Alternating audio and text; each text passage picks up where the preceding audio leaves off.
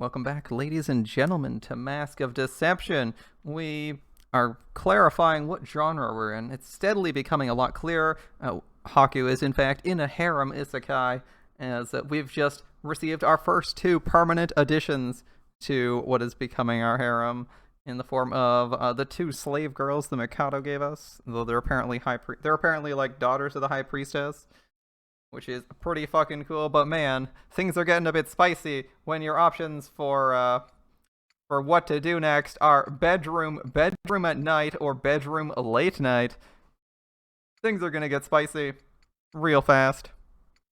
I actually kind of want to start with, I think we're gonna start with the guard post and then go progressively later into the night. That's my plan. Let's see how it goes. I don't think these are branching choices. At least they haven't been, so I'm not like concerned about which of these I pick. So let's go to guard post. Okay, Ogi's here. Ogi is one letter away from Yogi, everyone's favorite bear. It appears the tea is ready. A lovely scent. I love how tea is supposed to be like super expensive, but no one's ever even commented on that. It's like, past the first time it was announced that tea was expensive, then we somehow have access to it. We've never had a problem getting more tea. I love it. But to be fair, tea is pretty important. Tea is pretty important in everyone's life. If not tea, then coffee, I'm sure. You were recently fortunate enough to acquire these leaves from Nagira. Tea of once-in-a-lifetime rarity. The cost was dear, but worth every coin. Damn, he ain't cheaping out with some regular-ass matcha. Alright, dude. Regular ass Ocha? Guess matcha's the flavor. Ocha's the tea. Anyway, well done. It seems you've improved your skills as well. Your approval's my vindication. Alright, simping for his sister, Nobukatsu style.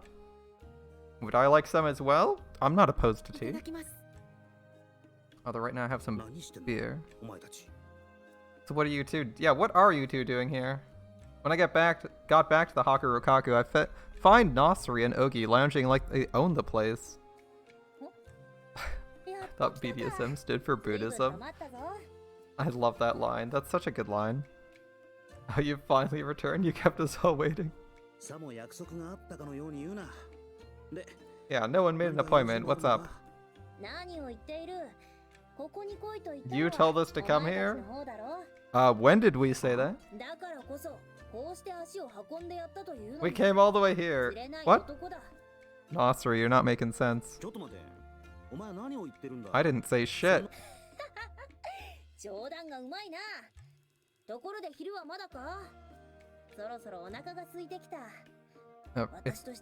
Is it lunch? Hey, poultry. Chicken? This is hopeless. She's not listening.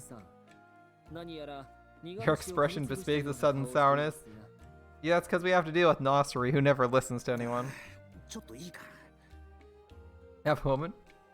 I drag Ogi to a corner of the room. Your sister's getting me nowhere. Someone ask you, what the fuck's going on? Why are you still in the capital? I thought you were going into hiding. Hey, what's up, dude? Judging by your reaction, I assume you haven't heard the news from Ashtor? He arranged so that we'd take residence here as well. You do need more help, do you not? Didn't we just get 2 more agents? Okay, 4 people? Ashtor's proposal was favorable to us as well. Okay, so they're permanently joining our party. If you liked Ogi and Nasri in the last combat round, looks like they're going to become regular characters and not just one-off thieves or secondary characters. It's a good idea, Haku. With Oki on our side, we can accomplish a lot. He at least has really high movement. His attack stat is mid, but he's crazy fast. So he'll be able to keep up with Rulati, who's also really fast, but her excuse is she's a rider. I wish people would ask me first before they add themselves to my team.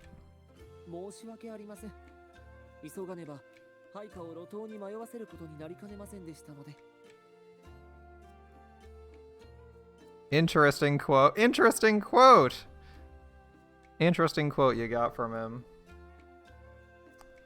And an interesting fetish, I see. Alright. I do apologize, but had we waited, we would be forced to leave our displaced comrades on the streets. The decision was mine alone. If you seek someone to blame, I assume full responsibility. I can't blame him for wanting to keep his crew from being homeless. Alright. It's rare to see Ogi so close with others. Alright, well, Nosri approves. Nosri thinks aloud as she watches us whispering.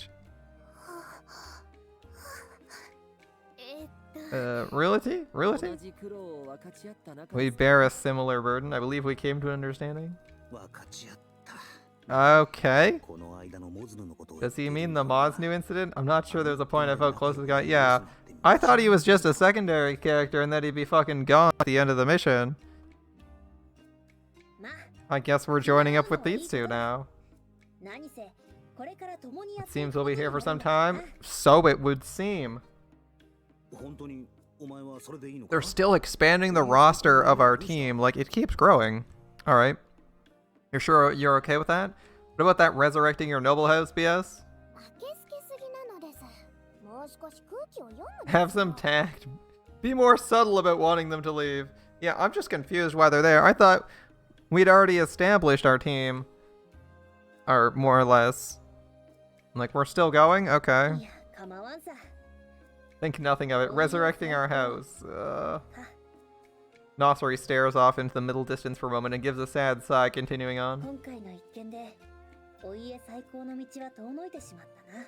The last few incidents have definitely put that future beyond our reach. Yeah, that's probably not happening anytime soon. Sorry, I don't know what I can say. It's okay, we're founding our own noble house. And with Haku at the center and all of his waifus, and it's the rest of the fucking family. You're waiting for the beefcake / gorilla every group has? Even though Kuon or Atui could take their role combo-wise? Yeah, we don't actually have anyone who's like, muscly, like, you know. Where's our Barrett or our ultra muscled guy? Actually, speaking of which, where are all the black people at? I know we're living in fantasy Japan. But there should be the token black person, right? Token black person, where are you at? And don't tell me Serana's token black person. She's literally a twin. Oh well. Yeah, we have no muscled person.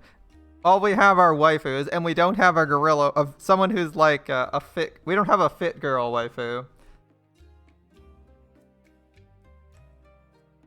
Maybe the author of this series just isn't really into fit girls. He's like, ooh, women with muscles. Ugh, like, okay.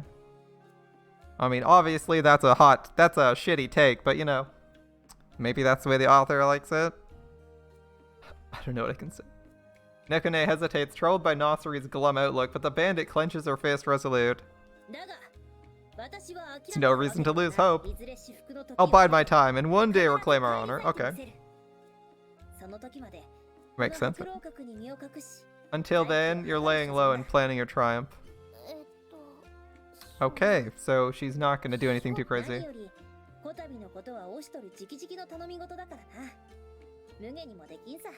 This was a request from Ashtor himself? Who would be rude enough to decline such earnest pleas? Nosri can't hide her prideful grin. He's basically like, please stop creating a fucking mess and just work with my agents instead of causing trouble.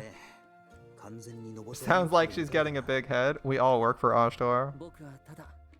I will continue in my sole duty of supporting my sister. Alright.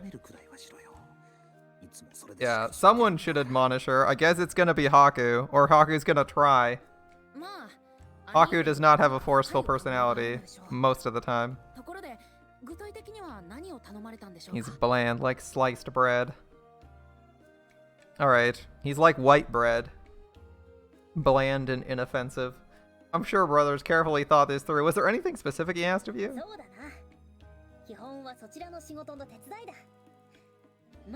He said we needed to help you out, and with me here, your troubles are over. I'll be honest, Nasri's not a bad combatant character. She's actually pretty good at shooting. So we have 2 good archers now. That's wonderful, right, Haku? More trouble. I don't think it's trouble. We got 2 archers, and archers are really good in this game. The only problem is leveling our melee is getting steadily harder. The more good archers we get and more ranged DPS we get, the harder it is to actually do any melee leveling. I can't help but sigh, and then it suddenly hits me. Wait a minute, bandits or not, there's a ton of them if they all are staying here for a while. Well, that's a sizable team. I think we can forget about being short-staffed.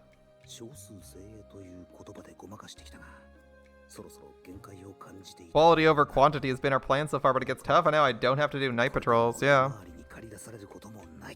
Now you're gonna be a manager. Dude, that's so much worse. Now you're gonna be like middle management, sitting there making sure everyone gets paid, making sure 50 people get fed. Your life's gonna suck, my dude. Oh, he turns, his own smile placid. At the thought of your bright future. The others won't be accompanying us. Oh, wait, what? You had a whole crew of people. It'd hardly be pragmatic to house that many fugitives in secret. Okay, that's fair. We'd basically be renting out the entire inn. We secured them gainful employment in the villages nearby using Oshtor's connections. So the only ones at the Hakurokaku are Oki and Nosri. The 2 of us, yeah. 2's more than before. Yeah, getting at a crappy job should be easier. Again, you still have to manage people. We'll have you start off with some paperwork. Oh no, Haku. You're gonna be the one doing all the paperwork because you're the fucking leader. Sorry. Might as well get rid of the most tedious job right here. That's the one you're gonna be doing more of, Haku. That should be left to people with actual skill in it. Wait, what? Didn't you guys lead a crew of like 30 people? I don't have much of a head for writing and calculation. Things would turn out poorly. You could show some effort before giving up. Whenever I try to do math... Whenever I try to do math, this dizziness overwhelms me and I fall unconscious. It's futile. She passes out every time she tries to do math. I can understand the desire to abandon your work, but man, that's rough. In other words, she falls asleep on the job. Great. What about patrol duty? Dude, someone's gonna have to go with Nasri. She's not, and someone needs to wrangle her so she doesn't do stupid shit.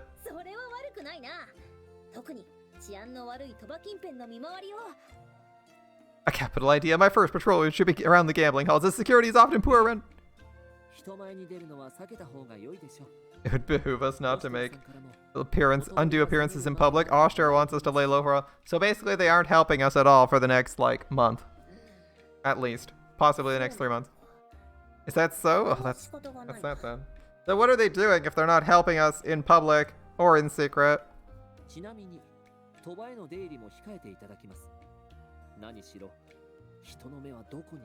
Please refrain from patronizing gambling parlors. We could be recognized at any time. We don't need to go that far, do we? Sorry, Nasri. I'm afraid we must. Well, at least we're not losing any money at the gambling house. That's a nice feature. Nasri droops her shoulders in disappointment. I'm doing the same, but for different reasons.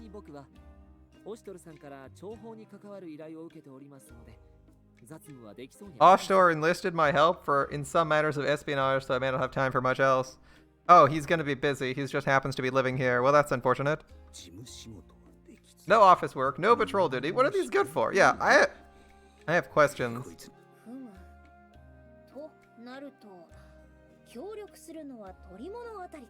All we can help with is arrests. Leave it to us. Nasri concludes with a proud laugh, and a sudden wave of dizziness washes over me. They're not going to cut into our budget. Just pretend they're not even here.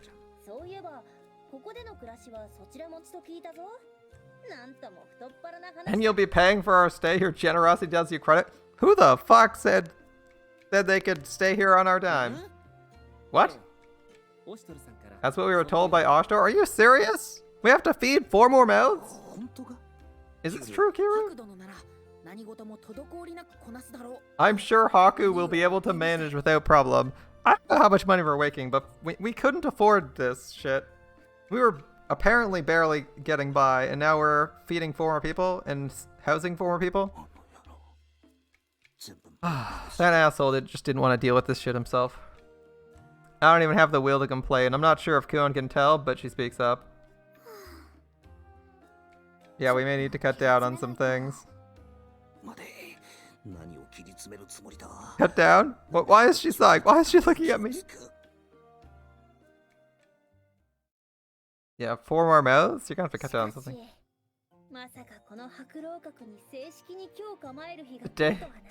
To think the day would come when I stay in the Haku Rokaku as a proper guest. Astounding. Wait, you have memories here? It's complicated. You don't never know where fate'll take you. Wait, what do you mean by proper guest? You had no idea?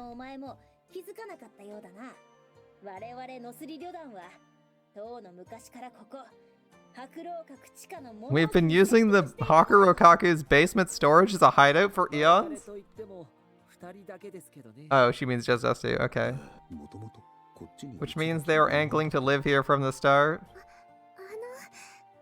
I brought tea. Thanks. Still stiff from the shock, I gratefully accept Rulati's tea. Some tea leaves are still floating. They say that means good fortune on the horizon. No. Something good's just around the corner, I'm sure. We've prepared you tea as well? I've already got tea, though. Enjoy. Great, thanks. I also have snacks. I prepared some teriyaki. We have to manage this. Haku, get to your management job already. Learn to manage the fact that you have 2 people. You have multiple people and groups competing to feed you and provide you drinks. Thanks. This looks good. 3, 2, 1. They have snacks.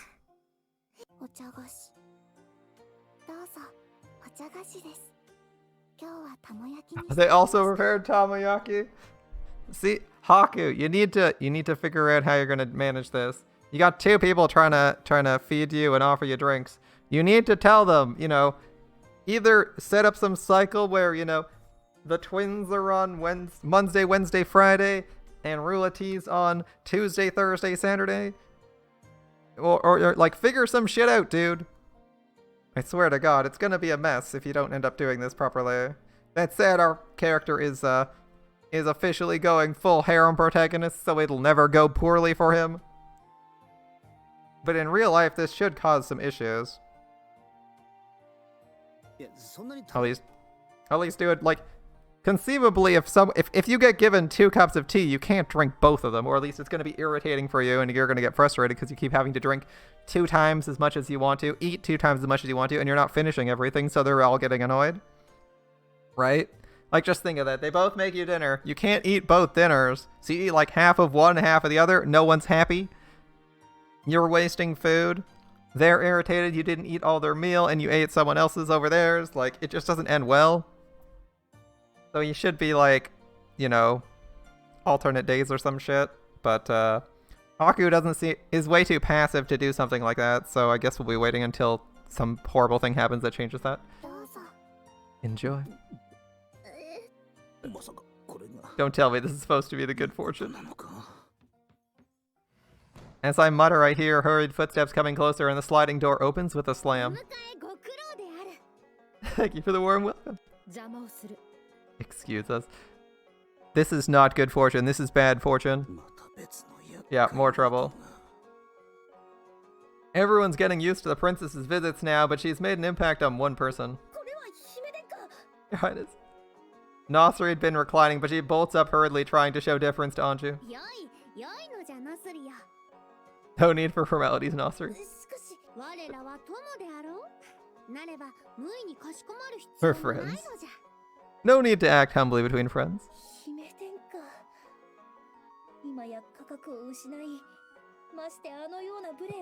Apparently, Nasari. Yep. You're still friends. Your house is disgraced and she's disrespected you, so.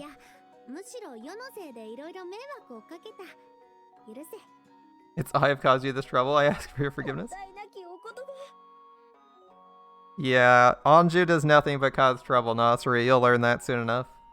Nasri seems moved by Anju's words, and I can see tears welling up in her eyes, too. Of course, but from my perspective, the two of them are nothing but trouble. Sitting in the corner of the suddenly noisy room, I have a sudden sinking feeling. Doesn't this just mean we have more good-for-nothings loafing around the place now? Yeah, that's right.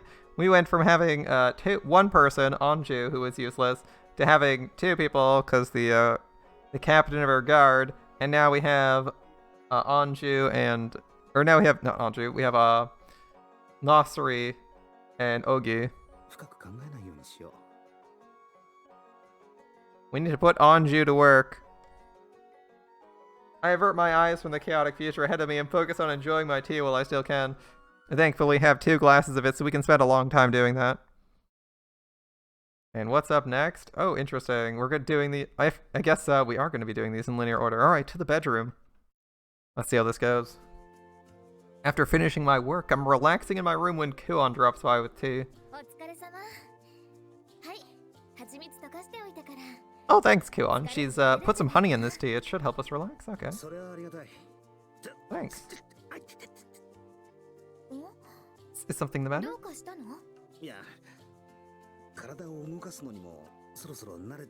You thought he was getting used to all the physical activity these days? I'm stronger than I was before, and I can carry some of the heavier loads now. But when I rest like this for a bit, I get this tiredness and soreness that sets in slowly. I think I got a cramp in my leg. I'm not surprised. Today's work was strenuous, I suppose. Want a massage? I'll take a massage from Kuon. Yeah, sign me up. Don't bother, I can do it myself. I try kneading my leg a little to loosen up. The muscles, they feel tight, and it tingles where I massage.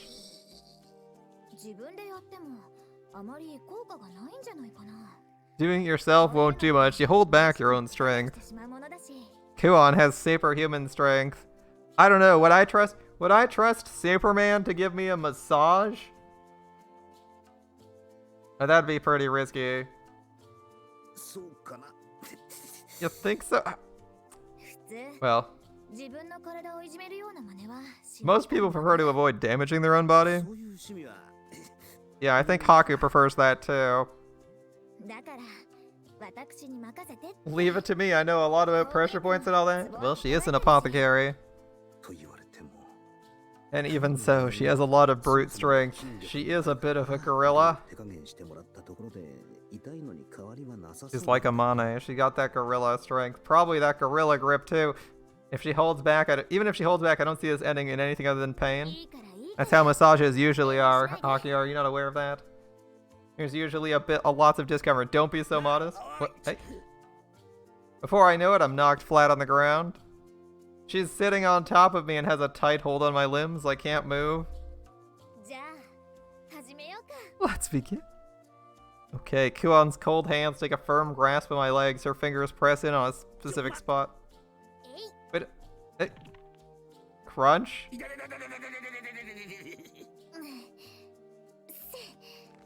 Crunch? Oh god, oh god, oh god. There's no need to be so dramatic. I'm not exaggerating, it hurts. As expected, I can't through all the tears in my eyes. Just yeah. Be aware, Haku. You and Kuon being together might be a little bit painful. Especially if Kuon's on top, you're gonna have some you might have some broken hips afterwards. Probably be worth it all the same though. Oops, sorry, I didn't expect it would hurt enough to make you cry. Like, I appreciate it. Could you hold back a little bit more? Got it. Okay. Ryan. It still hurts? Yeah. I roll feebly around in pain for a while. Yep, definitely hurts. Everyone tells me I give great massages. Roulette said it felt like a dream. Sorry, Kuon. Our character is just exceptionally flimsy. It just proves you're all abnormal. Maybe a different technique then? That sounds good. Try it. Actually, you know what? Maybe we should stop. I don't think you're getting a choice, Haku. Tickle? Haku? Her next strategy is to softly touch my feet, which ends up tickling me.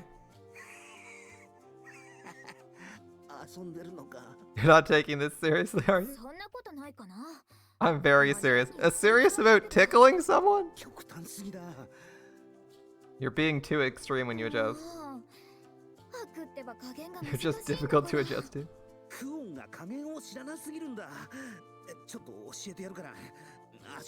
You have no idea what adjusting means. I'll show you. Give me your leg. I don't think I need a... Kuon needs a massage. Give me your foot. I can't let you keep doing all that to me. So you'll let me massage you again then? Yeah, if I feel like it. I'll show you what the perfect amount of strength is. Let me see your foot. You're saying I should experience it first? Well, in that case. Kuon puts her foot forward reluctantly, and I grasp it firmly and carefully. I study the foot, trying to find the pressure joint and place my thumb on it. Watch and learn. Watch and learn. This is how it's done. I put all my strength into fingers as revenge for what she put me through. How's that? It should give her a taste for revenge. She's probably going to be like, oh, that's pretty soft. She's like super strong, right? I'm sure if she goes through the same pain, she won't inflict another. Kaku does not have the strength to cause pain to Kuon. I do not think so. How's that? You like...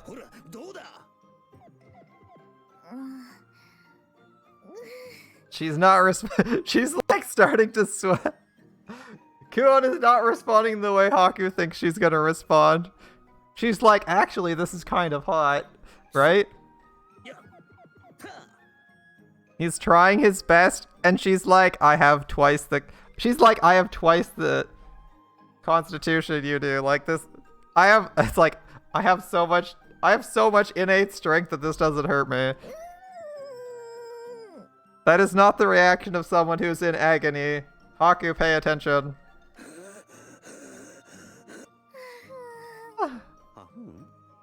Whew. I pressed with all my might, but Kuon has a dreamy expression on her face and her cheeks are red. See?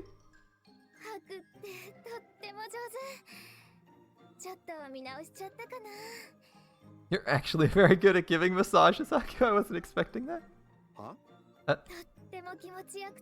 That felt good. I feel so warm and relaxed.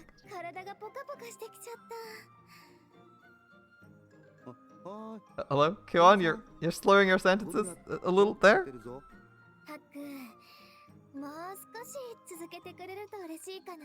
Do some more. I'd like a better sense of how strong you prefer. Yeah, that's a good excuse. Kuon, keep going. Very well, I guess. We just gotta listen to Kuon's voice for a bit.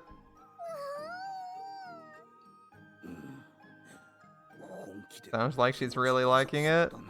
Yeah. Seems like I've discovered a hidden talent. Kuon seems off in her own little world, blissfully oblivious while I keep working. Her tail curls around her, and little sounds of delight and relief keep escaping her.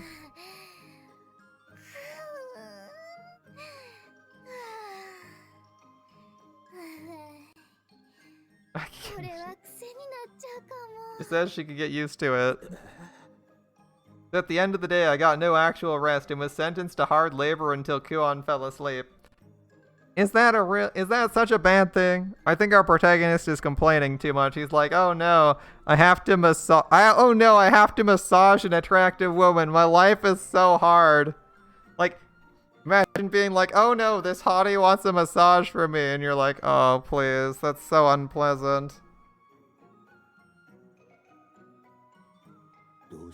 Like, it's like, oh no, I have to massage oil into a supermodel's body. You're like, yeah, wow, that's a first world problem, buddy. How did it end up like this? Yeah, how did it end up like that, Haku? How is your life so easy, Haku? Alright, nighttime. In the bedroom. Let's see where this leads. Surprisingly, this section is pretty short, at least pretty short for the branches until we're, like, refocusing, so we might be going to another campaign part? We'll see. The story might actually progress, because usually when we do, like, all the available nodes, usually the story progresses, rather than just being side stories. Haku's lounging a bit. He's hot. Looks like the middle of the night still. The heat's woken me up. Open a window. Why is it so hot? I'm sweating. Everything. Oh, clammy. It's nice to have the bed warm, but when it gets this hot. Boing. Something heavier, warmer, and softer than a blanket's clinging to my body. I reach out uncertainly to feel what it is and feel something soft and smooth. The grogginess gradually fades as I realize this isn't a blanket, and I look over to find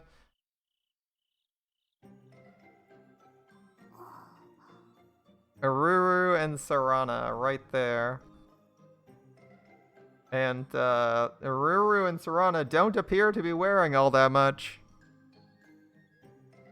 They're also laying on top of the sheets.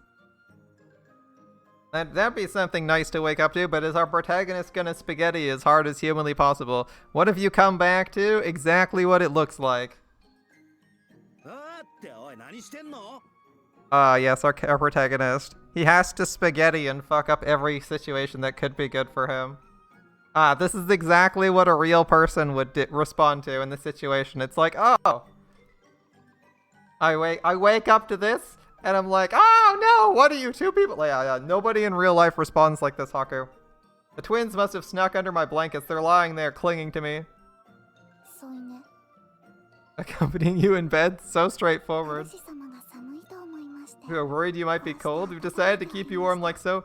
I'm thinking Haku should wear a little bit less clothing and maybe have some thinner sheets. That seems like a good plan, my dude. What am I looking at? Nothing. Well, I'm looking at Ururu and Sarana and trying to ignore the fact that Haku's there. That's what I'm doing. Completely naked? These two do all they can to take care of me. Wake-up calls, dinner, cleaning my room, doing laundry, but they also waltz in with those skimpy outfits to wash me in the bath. And now this, naked in bed. This guy's like, how dare these people? He's like, oh my goodness, I hate this so much. Our character's gotta be gay or some shit, man. I mean, he's generic hentai protagonist. He's so clueless. He's like, oh yeah, who'd want to do this? This seems miserable. Like, who wants to sleep with attractive women? You know, that's gross. Like, okay. It keeps escalating, and for some reason, I'm always the bad guy, though I feel more like a victim. I'll keep you warm. If you're feeling cold, you can brace us closer. This is bad if anyone saw me like this. My life's none of their business, but when they look at me, it's with that disgust in their eyes. Listen, Haku, what you need to do is just say, what people think of me is not my fucking problem. I'm gonna live life the way I want it, and you just accept like, this is pretty good for you. This could be good. But Haku can't acknowledge a good thing because he's got harem protagonist syndrome. So he's got to make himself miserable, and by extension, the reader. It cuts deep, you know. Master. Are we being abused? Good. They look young. I don't fucking know how old they are. They're fucking. They don't have animal tails. I don't know if you noticed, but they have no animal features. They're just straight up wizards. They look young. You're in. Okay. First of all, our character has no memories. Second of all, he lives in isekai fantasy land in Japan. So, your opinion on the your opinion on the age is like completely irrelevant, since until like, I don't know, the 20th century, it was completely reasonable for people to be marrying at 12 years old. Or like, marrying off, in nobility, it's completely reasonable to marry off your like 10-year-old daughter to some 50-year-old ugly bastard so that you can rise in the ranks. So I don't even qualify. If you're actually in Fantasyland and they want to commit to it, I wouldn't care.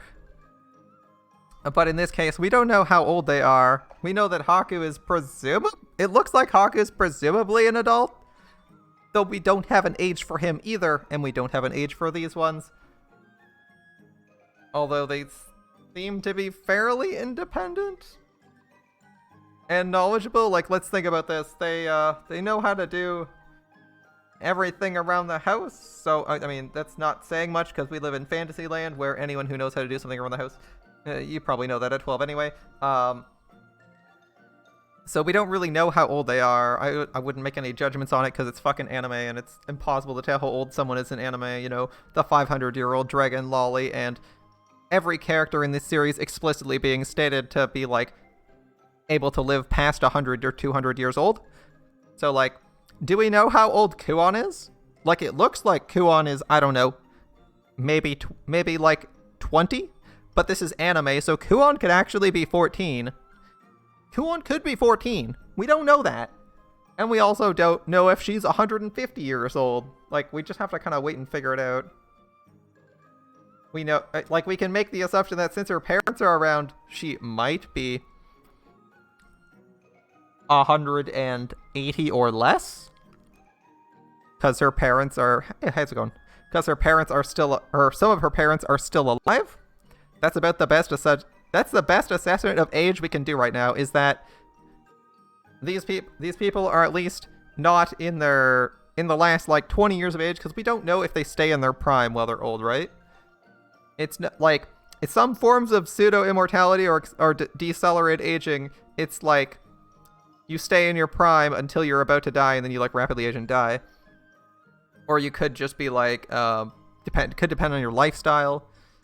And this is fucking anime. Like, anime characters always are always like 14, even if they look like adults, so it's impossible to tell.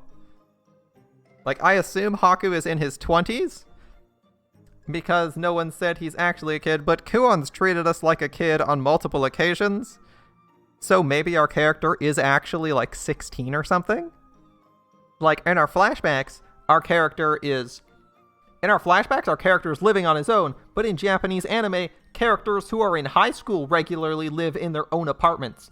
So I can't even say that a kid living on his own, staying at home and hacking for a living I can't even say if they're 8, even past high school age, because that's something a fucking character in anime could do.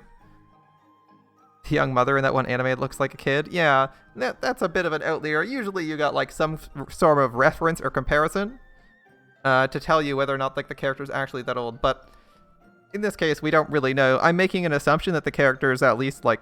I'm making the assumption that the main character is at least like 16 or something.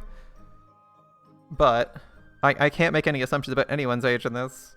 Other than that, like, Rulity and Anju look and act like they're considerably younger than everyone else.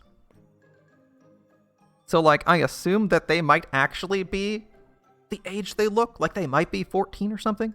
These two... I think they're older than Rulity. I think.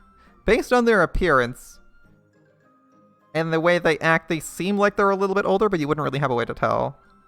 Like, Rulity seems like she's, in her mid-teens, maybe? Mid-early teens, maybe? The Vampire and Monogatari series that's 800 years-ish old. The blonde one? The one that got physically de-aged? Yeah, that one sort of works. She got physically de-aged, so she's not exactly, she's kind of got, like, some weird shit going on with her, but... Yeah, basically I'm not going to judge their ages. I'm going to assume that they're, like, old enough. Because I think any age would be... I think at this point, any age that they look this appearance would be acceptable. If you were actually living in Fantasyland. And again, it's not a real fucking scenario, so who cares? Right. Remember, people like, you know, we all know Fate, so I'm just gonna remind you that Rin and Sakura and Saber all have the bodies of 14-year-old, or like what, 14s? Yeah, Saber has a body of a 14-year-old, like, and people like shill for her pretty hard. Like, I know she's actually older than that, but everyone in there is like everyone except for Ilya of all people is under 18 in that series. And like there's like 15 fucking versions in Grand Order of Saber, Rin, and Sakura, all of which are using the same person's body, and most of which are still there. Like the number and the actual appearance of characters in anime is fucking weird. The actual age, the way they act, and the age they actually are, the age they act, and their appearance have very little correlation. It's just like when you're watching real shows that are set in like live action shows and movies that are set in high school, and you have like this high school age kid, and then you look up the actor on IMDb, and it turns out they're like 28, and you're like, ah yes, the 28-year-old high schooler, sure, okay. Like, the age has no correlation to how they act or what their appearance is in live action either, right? Now, sometimes it's fairly accurate actually, but I'm just saying it's a good meme in both in anything that involves acting or fiction. Is people are almost never the age they're displayed as, possessing. Except in a few rare circumstances where they specifically need people who look really young. Alright, yeah, I guess. Oh, for Master. We'll do our best to serve you. Don't push yourself too hard. It'll be mute if you overwork yourself and collapse. So touching. Your words bring us unimaginable joy. What am I supposed to do? Kick off the heavy covers? Because you're overheating? You're like, can you guys move? I need to, like, take the covers off because it's a little hot under here. Say something like that?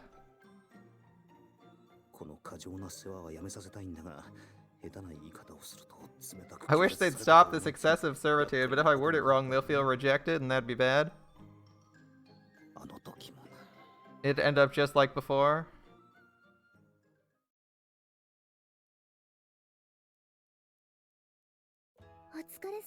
Hello, Haku. Allow me to pour you some tea. I mean, he needs to fix... I think the biggest issue that Haku needs to solve right now is the fact that Rulity and the twins are competing to serve him food and drink. And really, he needs to solve that because it should be an easy problem to fix. Thanks. Tea again. Again. How have you not solved this yet, Haku? This should be like a one conversation issue. You're like, okay, you two, we need to like alternate days where we're cooking. And you guys cook for everyone, okay? That should fix everything. Like, one day Rulity, one day Ururu and Sara, and that's it. That should be so easy to solve. How is this happening for the third scene in a row? Fix it! Fix it, dude! I know our character is super passive, but holy shit. It does grind my gears when people do stuff like this, and it's like, you're the one with all the power, fix this inefficiency, please. We've also prepared pickles for you as refreshment. Please enjoy it with your tea. Pickles and tea. I don't think that's an amazing combination, but maybe... Depends on what the flavor of pickles is like, maybe. Yeah, thanks. Nekone and Ruliti's stares really sting right now. Again, if they're your personal servants, just have them alternate days. Come on, dude. Nekone's looking like me like I'm someone else's garbage. This is not a difficult task, Haku. It's like 2 seconds. Rulity looks down about them taking over her job, or is she pouting? How is this a complicated issue, Haku? We're on like day 3 of this issue. This could be solved day 1. I don't know why he's still contemplating it. The stare she's giving me looks almost soulless. Dude, come on. Come on, dude. A massage? Seems your shoulders are stiff. If there's any place bothering you, let us know. A little close? There's something soft on the back of my head. Fringe benefit. There's something soft on the back of my head. It's a fringe benefit. We've heard men prefer their massages this way. Of course it was on purpose. I need to clear this up once and for all. I appreciate you taking care of me, but you really don't have to. Before I could finish my sentence, the twins' faces hardened. Are we of no use? Have we been a burden? Dude, how is Haku this tactless sometimes? You aren't a burden. I'm saying instead of fussing over, you can do what you really want.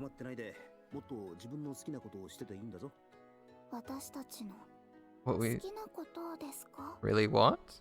The two don't even hesitate for a second. They embrace me, my head caught between their chests.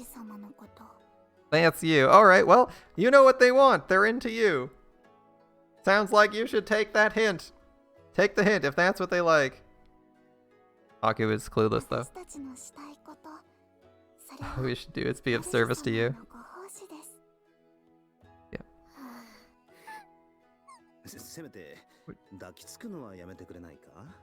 Stop clinging to me all the time? Does it trouble you? Are we a bother? A bother? No, just... Aren't you going a little bit over? Dude, Haku, how are you so tactless to not be able to just be like, hey, like, how is it a difficult task to be like, hey, actually, how would I say that? What, the question is it bothering him? I can't really understand Haku. I think he's like asexual or some shit, so I assume he just doesn't like people touching him at all in like a sexual manner, so I'd be like, hey, can we cool it a bit? It's making other people and myself uncomfortable. You know, he'd probably say he's like not really into women like that, so it's not gonna lead anywhere. Just like, you know, try to keep it so that to the point where like other people aren't super uncomfortable, including the people around him. Like, make it clear that you're trying to make it so everyone's comfortable being here, and like the other people in the room don't seem to be comfortable with PDAs, and he's not really into them, so he's not comfortable with stuff like that. I think you could have a reasonable conversation here, instead of just like calling them clingy and complaining, because he's not phrasing it particularly well. Suddenly, with no hesitation, they draw their self-defense daggers in their sheaths. You must be together with Master. If we can't fulfill our purpose, we're unnecessary. Having said this, the two of them immediately lift the daggers to their throats. Wait, stop. That's enough of that. I'm not sure when Kuon arrived, but she's suddenly there, two fingers pinched around each blade. I'd prefer no bloodshed in this room. Kuon smiles as though gently admonishing a child. Haku doesn't want the two of you dead, right? Right. Yeah, but seriously, like they look at they're on the same height or height taller than Kuon based on their sprites. So I don't think they're that young. But I don't get the impression that Kuon's really young. So if they're taller than Kuon, they're decently old. They're just not like super well built.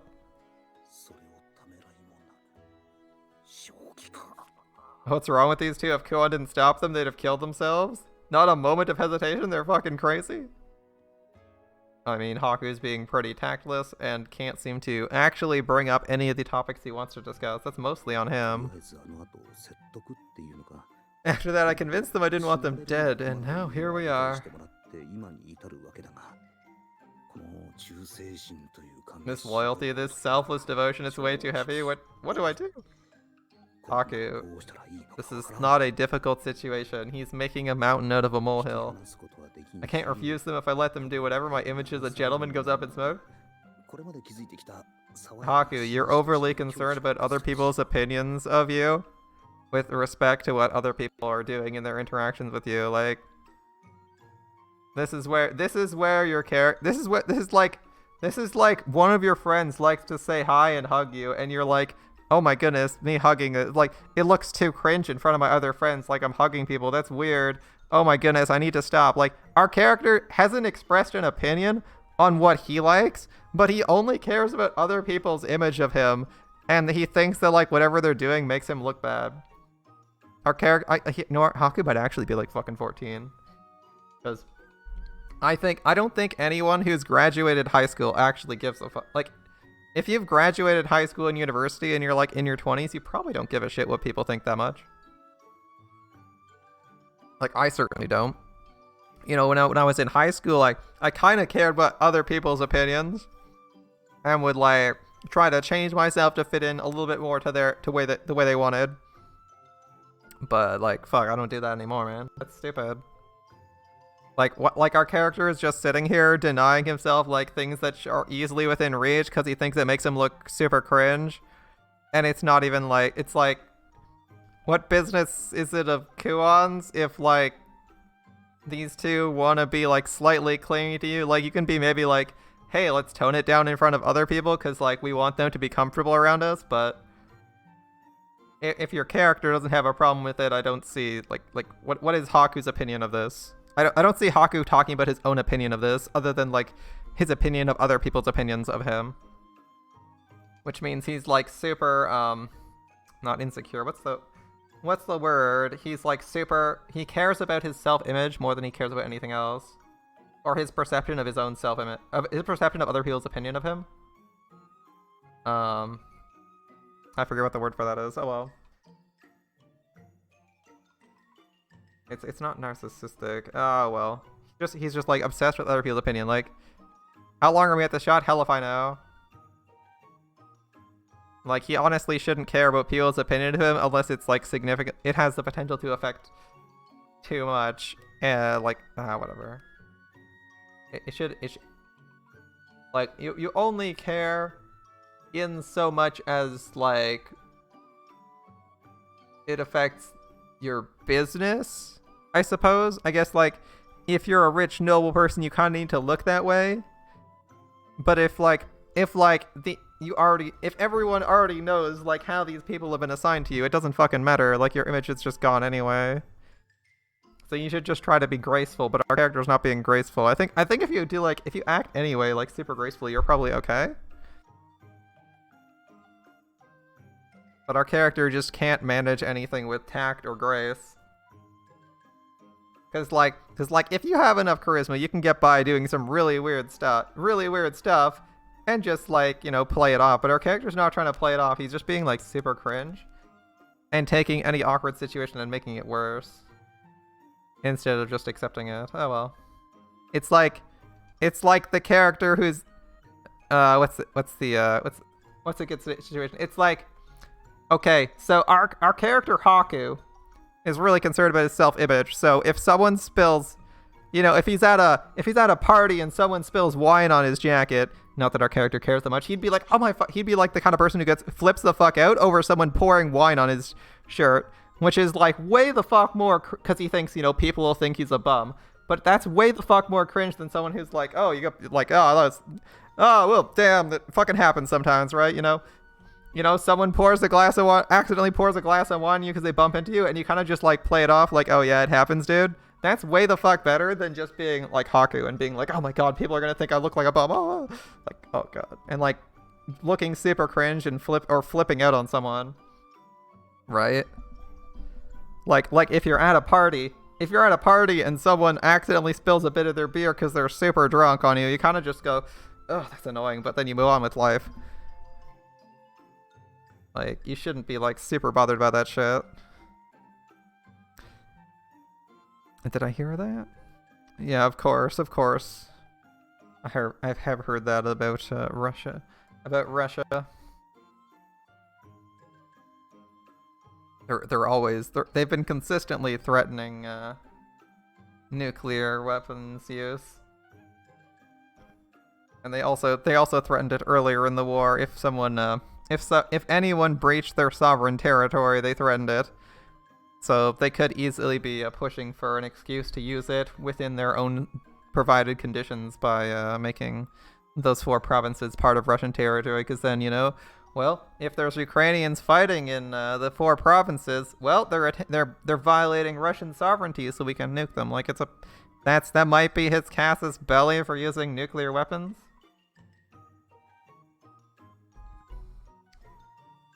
I don't know. They did a partial mobilization. I still think they won't. I still think they aren't gonna throw nukes at Ukraine. But, you know, whatever. People are fucking crazy, so who knows. Putin's a little bit obsessed with Ukraine. And expanding. Actually, you know, I'm gonna say he's obsessed with his own empire building. Because he's not just obsessed with Ukraine, because he's also pushed into other regions. He's also expanded south. Forget what fucking country. He broke off a couple sections of the stuff to the south of him. Was it Georgia? I forget. He's broken off a few. Georgia and one of the Istans. He's broken off a few sections from a few countries. And has like Belarus as a puppet, so he's really into expanding that empire.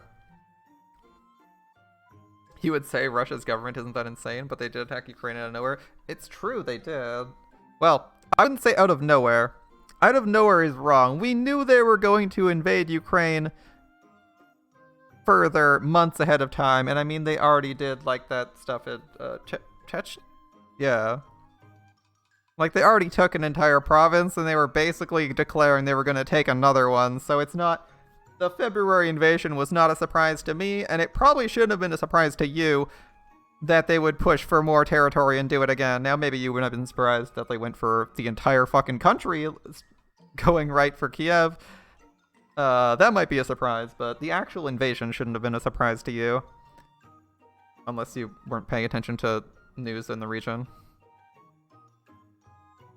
It was a surprise how hard they went. Yeah, a little bit of a surprise how hard they went. That's true. That's true. I think everyone was expecting like another small break off, like them to try and nab a province or something like that. Not to go for the whole damn country, but hey. Crazy. Propaganda goes its own way. I mean, someone's got to make the propaganda. Yeah, but yeah. Putin slowly gobbling up at Eastern Europe. A little bit stressful. A little bit stressful. It's looking like it's going to last at least through the new year, since I imagine winter is going to be hell, since it's basically right on the border of Russia. Or actually, it's Russian territory now, and everyone knows invading Russia in winter is a bad time, so Russia invading themselves is a bad time, right?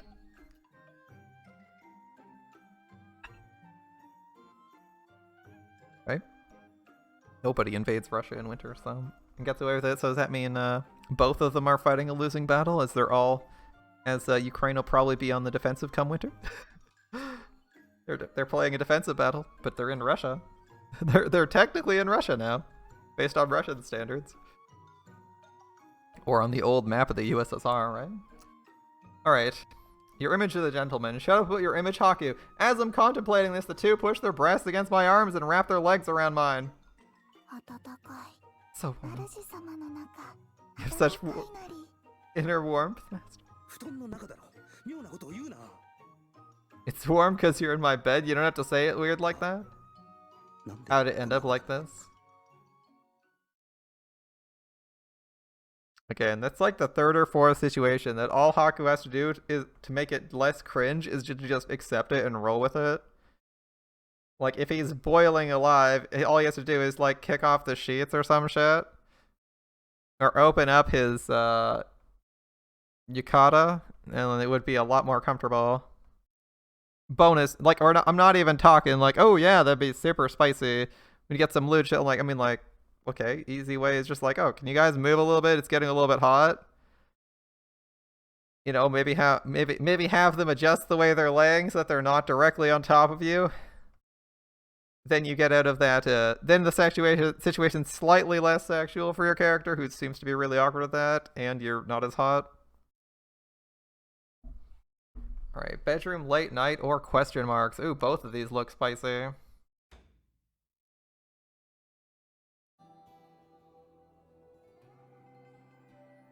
Okay, in a dream? Okay. I should get going. You know how my brother gets when I'm late? Sticking your nose into some strange business again, aren't you? For your information, I'm heading out on a very noble mission. Uh-huh.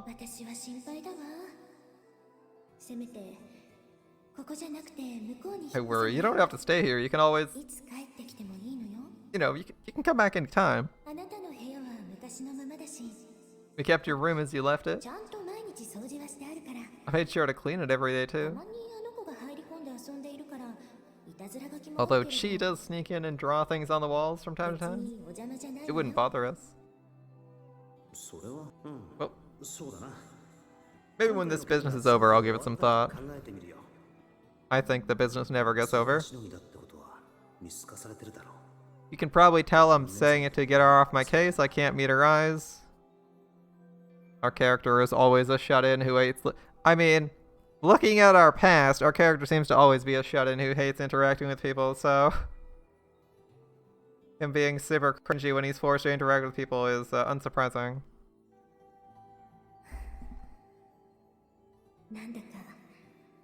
Seems so distant these days.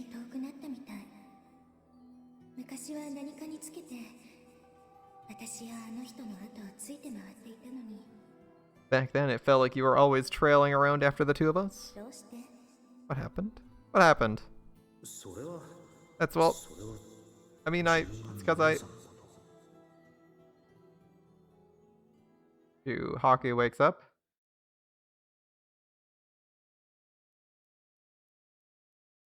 Oh, that was a really short scene, damn. Okay, late night. Not as spicy as bedroom night.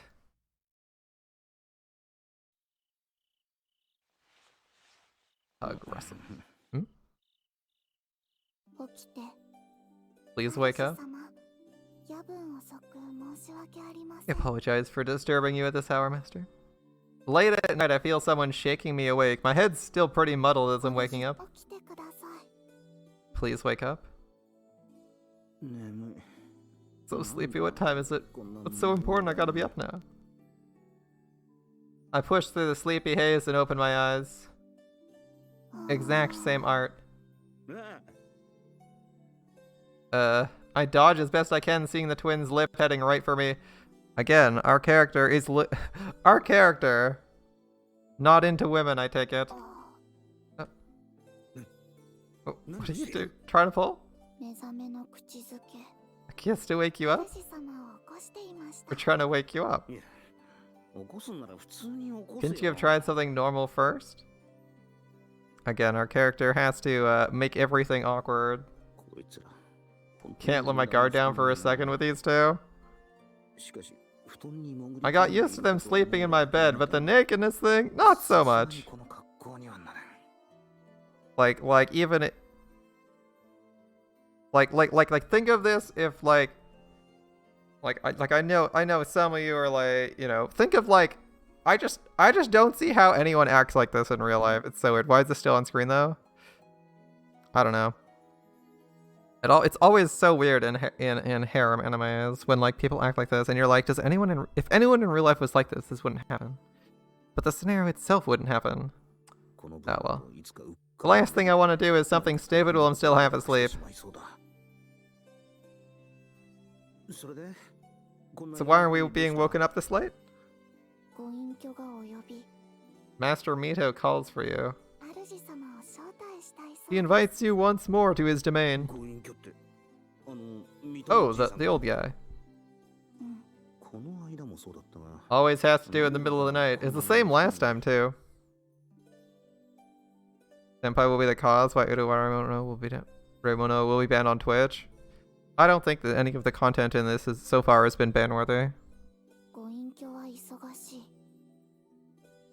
I mean, not only is there zero actual nudity in the normal version of this, but they even censor some of the more potentially obscene dialogue. You're pretty safe with some implied nudity that's fairly brief. Master Mito's a very busy man. It's only in such hours he's available. How can a retired crate merchant be that busy? Our character is unable to tell that he's the Emperor. Whatever. Old Coot's got a lot of secrets. As for his identity, well, I think I've got a pretty good guess. It's best I don't pry even if I know what's going on, right? I mean, I do like talking to him.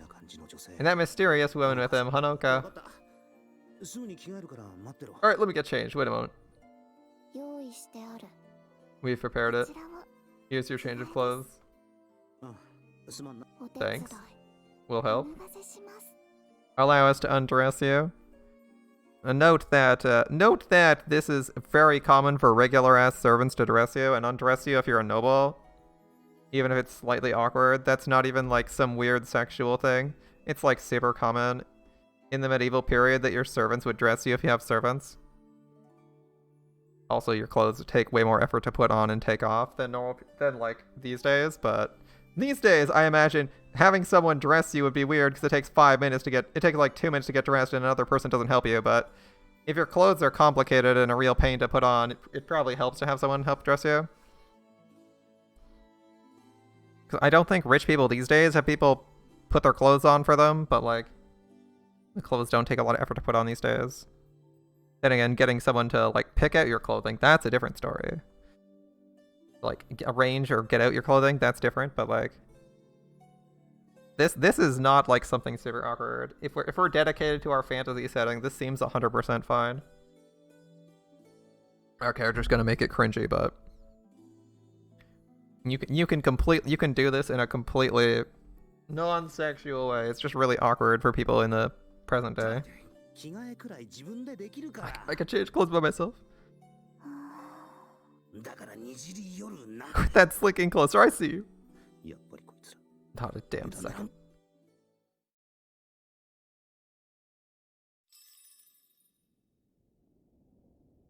Off we go to the Mikado's domain. Through the fog, I head into the moonlit street led by the twins. And like the night before, a mist rises around us and I lose track of what direction we're going. After a long walk through the mist, Uru and Sarana stop before a large door. Same tea room. Well met, dear guest. I pass through to find him, Mito, sitting there, smiling as he welcomes me in. I'm sorry for having called upon you at such an hour. Must have been an inconvenience. Oh, that's fine. Hanoka stands there next to him, smiling apologetically at me. Well, it's not like... Was there something you wanted from me? I can't do it. I was all set to snark at them for waking me up, but not after an apology like that. Yeah, why don't you just ask them why you're summoning me in the dream and why you summoned me in real life or something like that.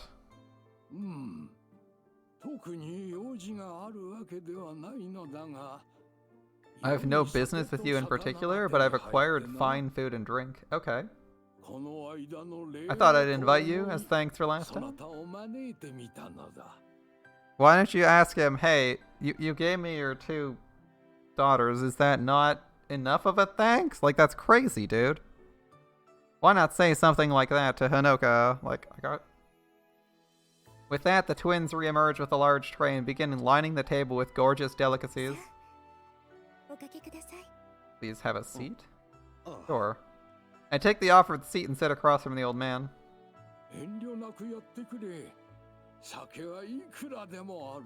No need to be modest. We have enough to quench the thirst of any man. Enjoy. Help yourself to whatever you desire, master. When they say it, it sounds more sultry than it should. Why are you complaining, Haku? Alright. Might as well accept their hospitality and dig in. Shouldn't think about it too much if they're offering free drinks. Again, you can tell what our character actually likes and dislikes based on how hard he objects. If someone is offering him free wine, he's like, I'm down for this. If someone hugs him, he finds it intensely awkward and wants to get out of it as much as possible. He doesn't say it to himself, but it seems like he's not into women.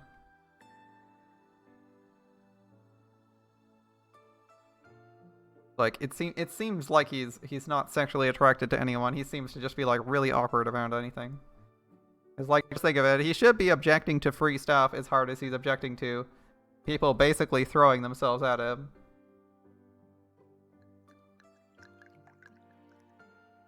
But he seems to always be down for free food. The old man's banquet didn't just look gorgeous. It felt like they've been chosen only the best of the best. It served that exclusively. What extraordinary circumstances.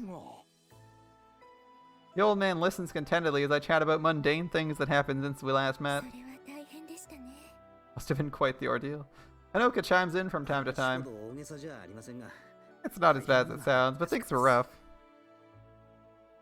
I drank a little more than usual since the twins are refilling my cup whenever it gets low.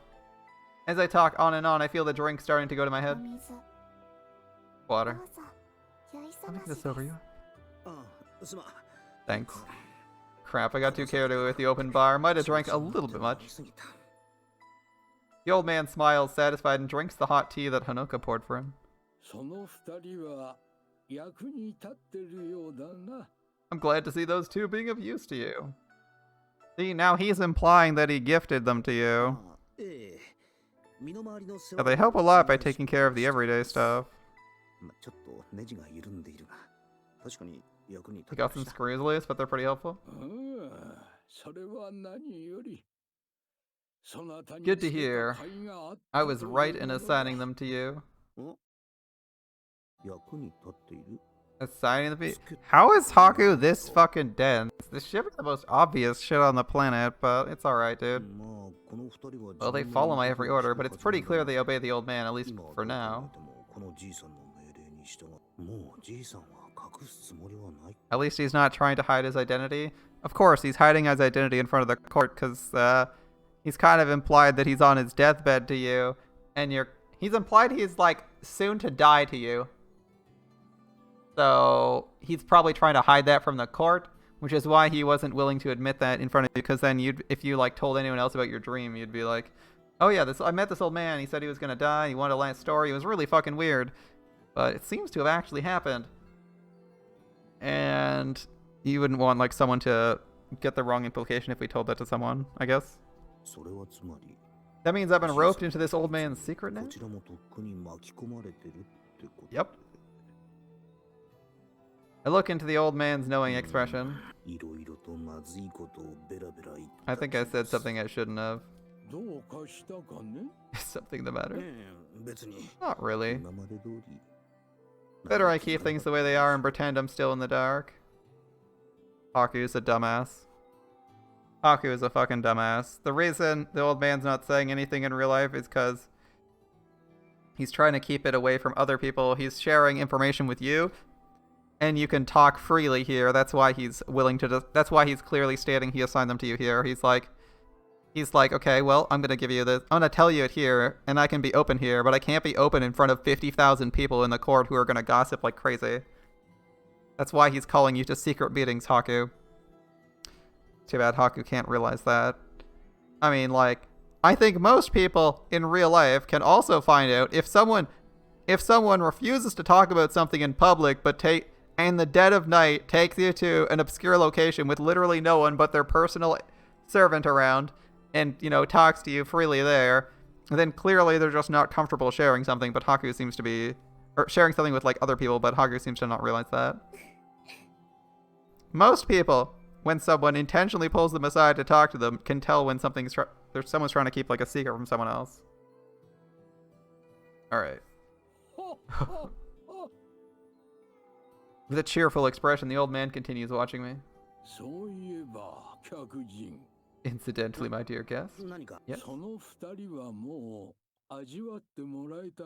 What a weird question. Have you partaken of those two yet? The old man's gaze drifts to the twins standing on either side of me.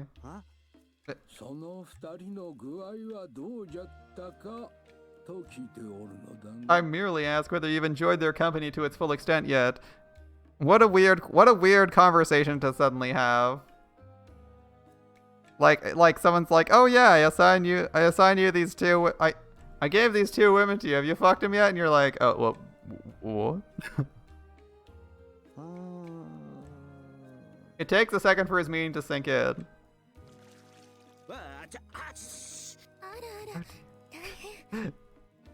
Oh dear, laughing to help. He poured his tea on himself. I accidentally knock over my tea and Hanoka walks over to dab at this village. Sorry about that. I take it you haven't lain with them yet? Lane, seriously? Haku, come on, dude.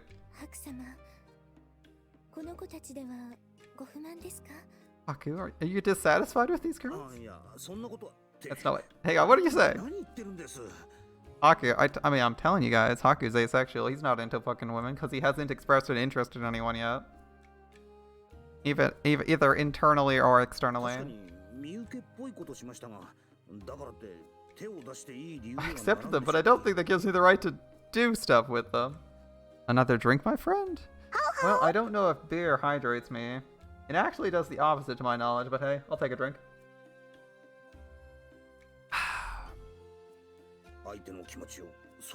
You have to respect their feelings, and Haku, you don't respect their feelings in the slightest. Fuck you.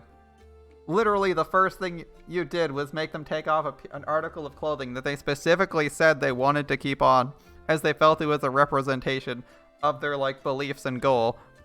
Beliefs, life mission, and goal.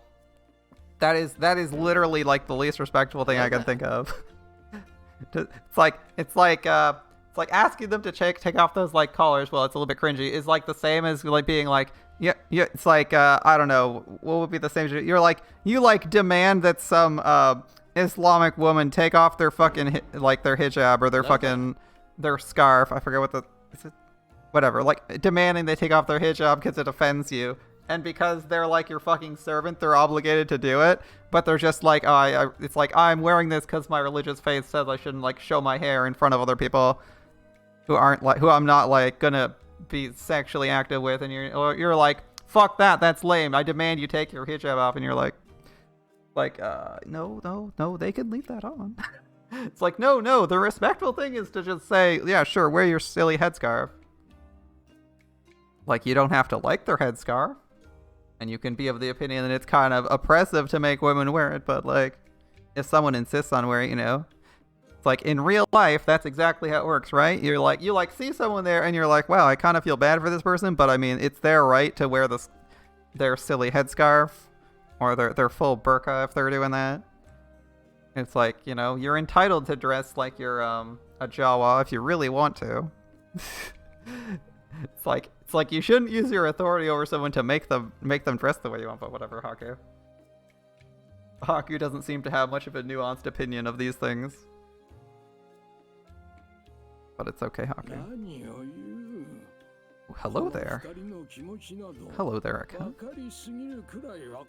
Oh, come on now. It's clear as day what these two want from you. Always ready. Is Aruru blushing a little bit? We are ready to accept any request, anytime, anywhere. Anytime, anywhere, you say. That's your response, Haku. That's your response. It's like, I mean, I thought they made clear what they wanted, and he's like, Like, what are you, disgusted by that? Right, I forgot.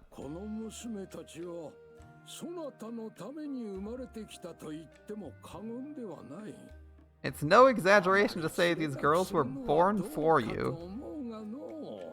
It would not do to treat them coldly. That's a very good question. What do you mean by that? So lonely. She ignores so Master's death may come. Wait, really? For you! Ha, get fucked. Wait, why me? Your company's always... If he ignores them so much, they'll just stab him because they get irritated. I think that's a good line to, like, oh, if you ignore us so much, we might kill you. And he's like, what? Wait, what? Alright. Look, this isn't a laughing matter. It said something worrying back there. Whatever, it's not important. Haku ignoring the red flags and just staying silent.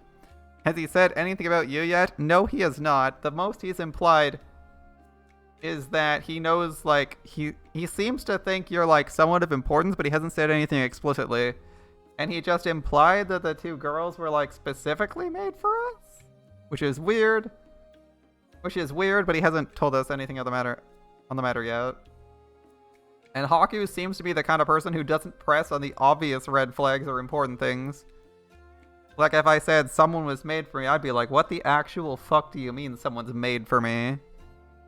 Like someone I literally just met, you assigned to me as my personal servant, is made for me. You didn't meet me. How the fuck is that true? And Haku's just like, that's not important. But he presses on the weirdest fucking stuff.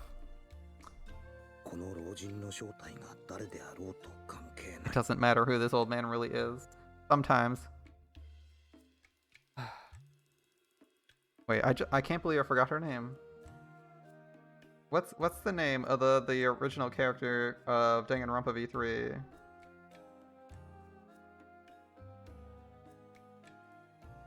I just want to remember it.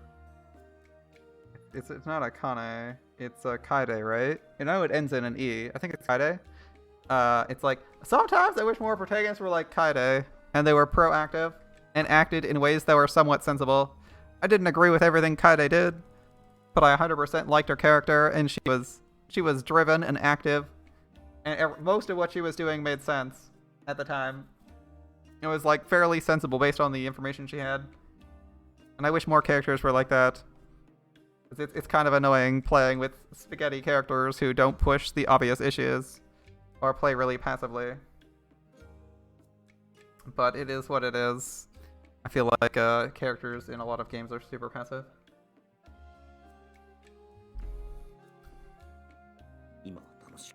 What's important is that here and now we're having a good time drinking together. I'm sure that's what they want too. That is the weirdest statement to say when you are summoned by the Emperor of the land to a personal dinner. You're like, yeah, surely that massive fucking red flag and weird implication doesn't matter, but hey, let's just have a drink. That's what's important. Like, nobody on the planet thinks that. Come on, dude.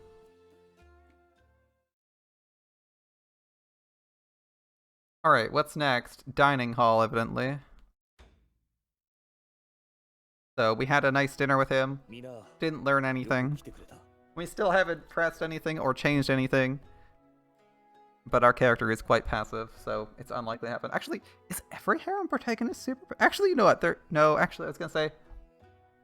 Not every harem protagonist is super passive. The main character of DxD is not passive. He's active, but he's also, like, getting cock-blocked every fucking 5 minutes by Asya. So I'd say that character seems to be doing alright. I know, what's his face? Issei? Is it Issei in High School DxD? I think it's Issei. I'm gonna say Issei, even if it's not true, so... He tries to be active and get involved in what is clearly shaping up to be a harem for himself, and he drives parts of the plot forward. I appreciate that about him. I think that character is actually super cringy sometimes, but man, I appreciate that he's actually not fighting against his own plot, the plot of his own series. I can appreciate that, because even though I don't think Issei is the kind of person who would have like 50 girls slobbering over his dick, I mean, at least he's not actively rejecting that. I can understand that. Yeah, he's cringe as fuck most of the time, but at least he's not like actively sabotaging himself like that absurdly hard like Haku is here.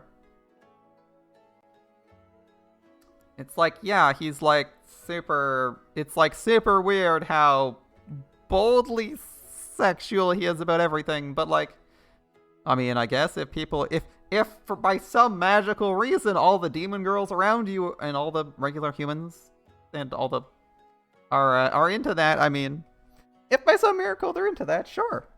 At least it's like a scenario where you're like, well, he'd actually get here, whereas, yeah, he's actively pursuing ecchi stuff, and he's in a situation where it can actually be achieved. Like, sure, it doesn't happen because it's an ecchi and not a hentai, but like, he's sort of getting that situation. He's sort of getting most of what's achieved. He's getting what's achievable in the realm, in the story, and it isn't like completely opposed to the character. Whereas for Haku is getting like his own harem, but it's so fucking weird because he's the opposite of a person who should be getting this because he's actively trying to reject it. And it's like, people should kind of like take that hint. Like based on everything we've seen, and we've seen first person perspective stuff from Haku, it seems like he's just not into women. Like, he's not his internal train of thought is never like, wow, she's super hot. Like, It's not like, wow, this chick's super hot, or wow, this chick's breasts are pressing against my side. Like, oh, that's kind of cool. That's hot. He's never thinking about how hot it is. He's always like, oh, this is gross. Get it away from me. And you're like, what? What? How old is this guy supposed to be? It's like he's clearly like his character looks like he's 18. He looks like at least he's at least fucking 14. But the way he's acting, it's like he's 8, and he's like, girls have kitties or some shit. The closest he's been is when he is like kind of like, the closest he's been to doing something that like even implied he was straight was when like the like fucking sheet fell while Kuon was bathing, and all he did was try to cover it up subtly, and I'm like, I think that could have been portrayed. That could have been portrayed as like something anyone would kind of do. I mean, I probably wouldn't have tried to do that, what he tried there, but like, a reasonable person would have probably been like, shit, I'm gonna get in trouble for this, and tried to do something. Right? Yeah. It's like, really, this character is a harem protagonist is quite annoying. Because you're like, how is this guy getting these people when he's like giving off every sign that's humanly possible to everyone that he's not into them? And that he's not into what's happening. But whatever. It almost defies belief that the plot is basically railroading him into having his own harem, and you're just like, okay. Like, it's like, why is the Mikado why is the Emperor being like, this random civilian, he needs to have 30 wives. Yeah, this guy, in particular. Did I meet him? Yeah, I met him once. You met him once? You say, yep. Met him once in a dream, and I was like, this man. Yeah, Haku is asexual. I mean, Taku was into women. He made that clear, and he's kind of like, he made that pretty clear. He was distinctly not into other guys. And he kind of, like Taku had like those weird, the positive fantasies were like semi-reasonable positive fantasies where like some woman would do something and he'd get like a panty shot or something. So like you can tell, even if that character, you can tell for like Taku from Chaos Child, even if he was actively like kind of being spaghetti or like rejecting someone, I think you would, based on the delusions you saw, you would be aware that he's a straight character and he's trying to play it right. He's trying to like do like what's sort of appropriate. And then obviously he has routes where he's like living a life with, certain characters. I don't want to give spoilers in this. Yeah. He's kind of straight. He's like giving off the implication that he's straight. We have first person perspective from this character, and like it does not look like he's straight because he's always concerned about people's perception of him, and when he's by himself and there's no one else seeing him, he's either concerned about people's perception if they somehow walk into his bedroom while he's sleeping, or he's like uncomfortable with any of that stuff. And it's not like wow, that's super hot, but this is really awkward. I need to get out of here before I get in trouble. He's like, wow, his number one thought is always that he's going to be in trouble. It's like, okay, come on, dude. All right. I came as soon as I heard there'd be lovely free drinks. A lot of people like free drinks. Rulity seems troubled by Atui's blunt honesty. Rulity. I don't know what country you live in or how old you are, but it should be common knowledge that free food and drink is the easiest way to get people to show up to an event. I mean, it may not be in Fantasyland, but it is in real life. It is in real life. In fact, I think everyone knows that, right? Everyone knows that. Like, you go to college, and it's like, how do they get people to show up to an event? Free food. Like, there will be free pizza at this random-ass boring event. And it's like, oh, now people will show up.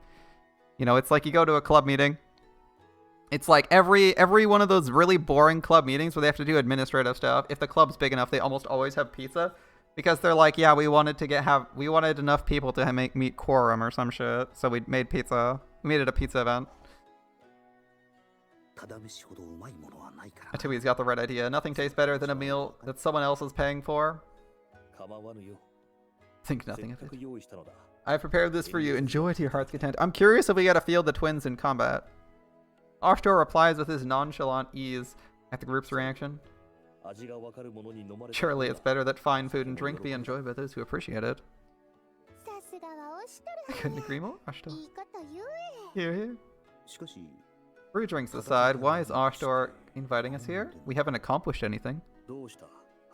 Is something amiss? You appear troubled. Certainly unusual when moments...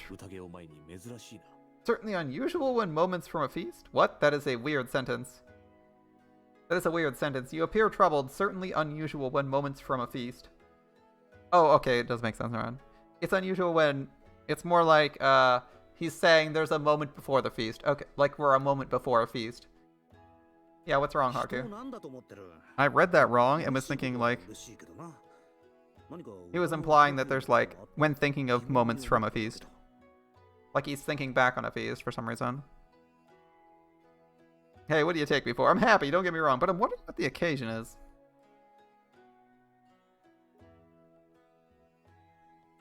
Ashtor looks a little taken aback by my statement and answers with all apparent sincerity. Is it not enough to simply wish to deepen the bonds among dear friends? I would like to reiterate that literally 5 minutes ago, he got invited to tea and dinner. Literally the last scene. He got invited to snacks and tea with the fucking Emperor, and he went, oh, okay, seems reasonable, I won't ask any questions. But Ashtor does it, and he's very suspicious. That's kind of weird. Surely our character should be consistent and be like, oh, who cares? This can't be important. We're just being invited to a random event for free food. That's what our character should be thinking. It sounds more like an Ukon reason than an Ashtor reason to me. After all, I would make the assumption that the emperor of a country who someone who somehow came to rule a country single-handedly and is the founder of his dynasty, which, I mean, like, if you're founding an empire, you are clearly a politically cunning person. Like, you have some manner of political and tactical, strategic or tactical aptitude in order to become emperor at the start of a dynasty. Like, typically, most emperors, like, if we look at, like, I don't know, like, maybe like the Chinese dynasties, most of the people who start the dynasty are the good leader. It's the good leader who's able to seize control of the country and rule it, and then it's the later leaders who are like, well, I just happen to be born into this role, I suck at my job, I caused the collapse of the dynasty, or someone takes me out, because they don't really have the aptitude for rulership, or they're in a bad situation. That's why the dynasty ends. So you should... I feel like it's a safe assumption to say that, like, I would assume getting invited to dinner is not a thing that randomly happens when you're meeting the emperor, and that he's probably got a motivation behind it, even if it's not a really obvious one. More than anyone else, he should have some know-how or have some reasoning behind this. But all right. My words, a grin crosses the man's face. As sharp as ever, I see. You think and analyze a great deal, despite how you appear.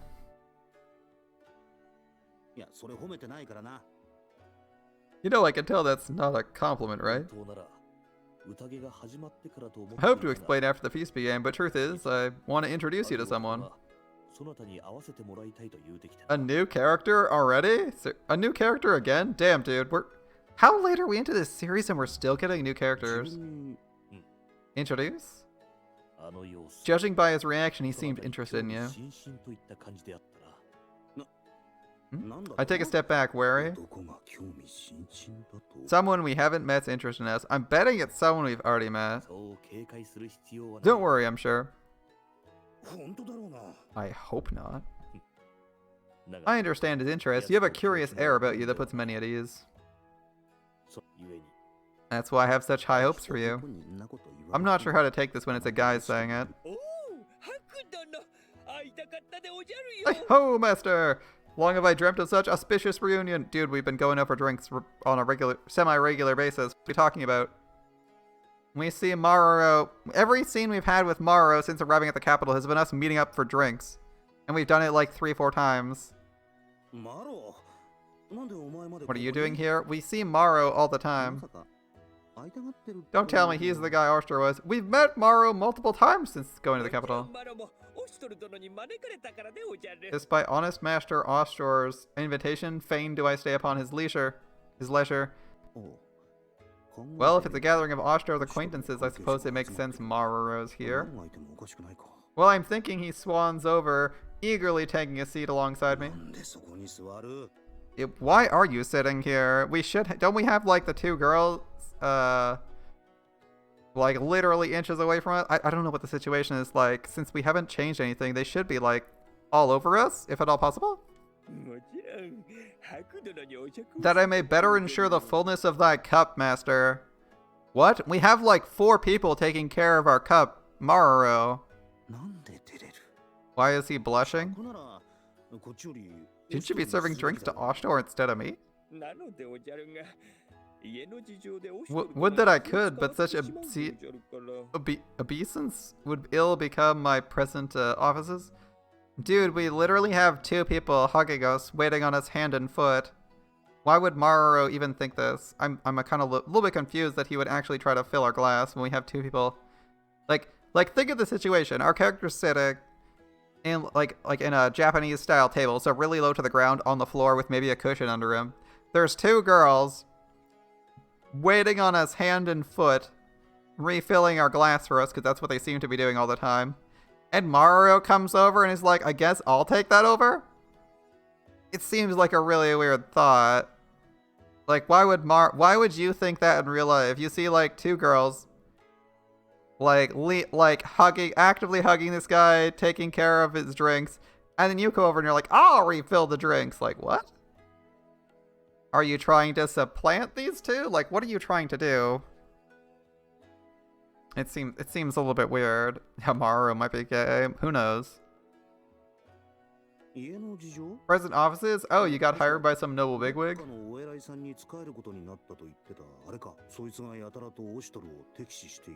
Since he's not too fond of Ostor, you can't get too friendly with him? Just so. I think he mentioned his situation before, but I guess he's got some complicated relationships going on.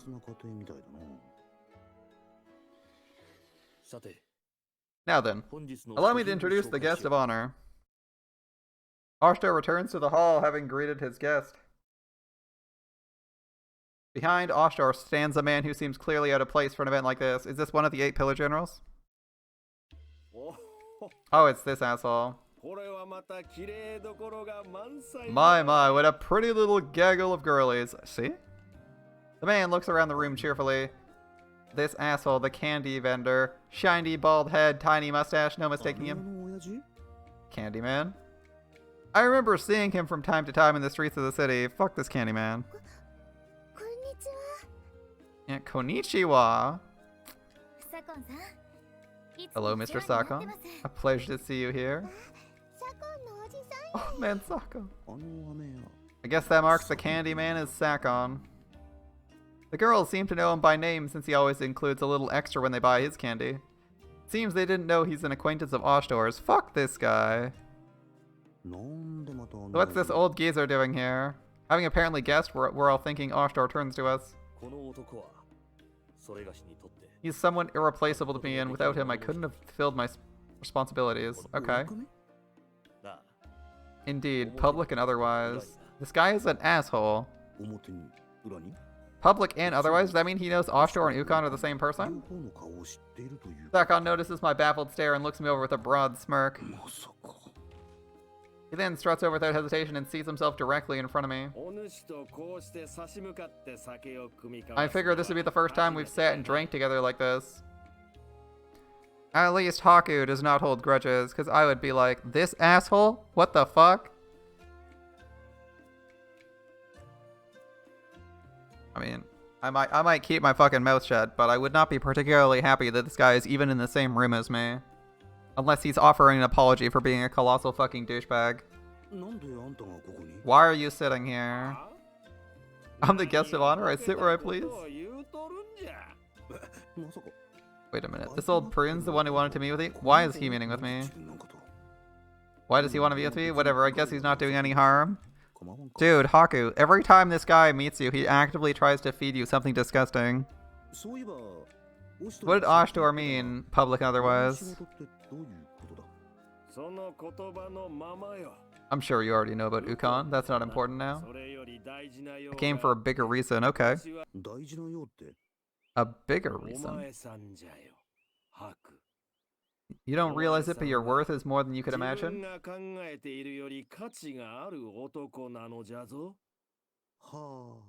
What do you mean?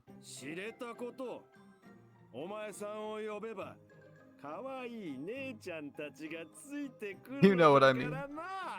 Just call you over and a bevy of cute girlies soon follow?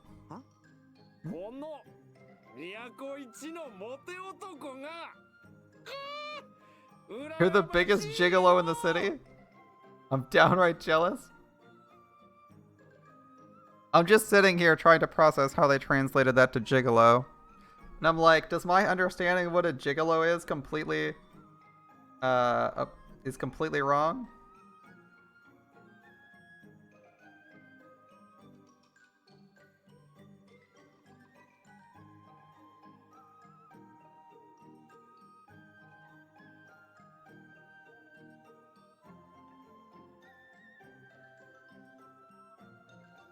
I guess it sort of works. I don't quite agree, but okay.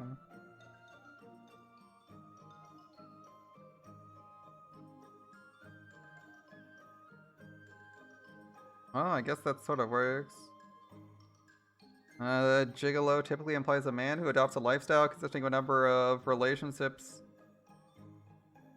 with women who basically support him. So it's like a male escort or social companion supported by women often living in their residences or having to be present at their beck and call. I guess that sort of works. It sort of works. I was thinking closer to Juggalo, but alright. I was really confused because I was thinking closer to Juggalo, but I guess Gigolo works.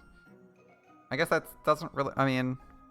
Are we at the beck and call of any of the women? Sort of? Although it doesn't appear to be voluntary. And it seems more like they're clinging to us than we're actively clinging to them, but whatever, okay. I don't know if I would call him a gigolo here. I'd probably have to come up with like a new phrase for this. I'm just trying to think like, okay, well, how would I describe our character? Yeah, I know. Actually, I know exactly how I would describe him. I'd say he has the biggest. I'd say I'd probably say he's a fuckboy. Actually, I'd say of all people in the city, he probably has the biggest harem because he's got like 50 women following him. I feel like the women are following him around rather than he's following the women around. Although he's being dragged a little bit, so it's a little bit less clear. But like some of them are just like actively attached to him and don't leave him be. So it's less that he's in the relationship and more that like. It feels like he's the harem protagonist, but you know, whatever. This sort of works. Alright. You're jealous? What's the matter? Why the stupid looking face? Because Sakon is an asshole. You called us here to tell us this.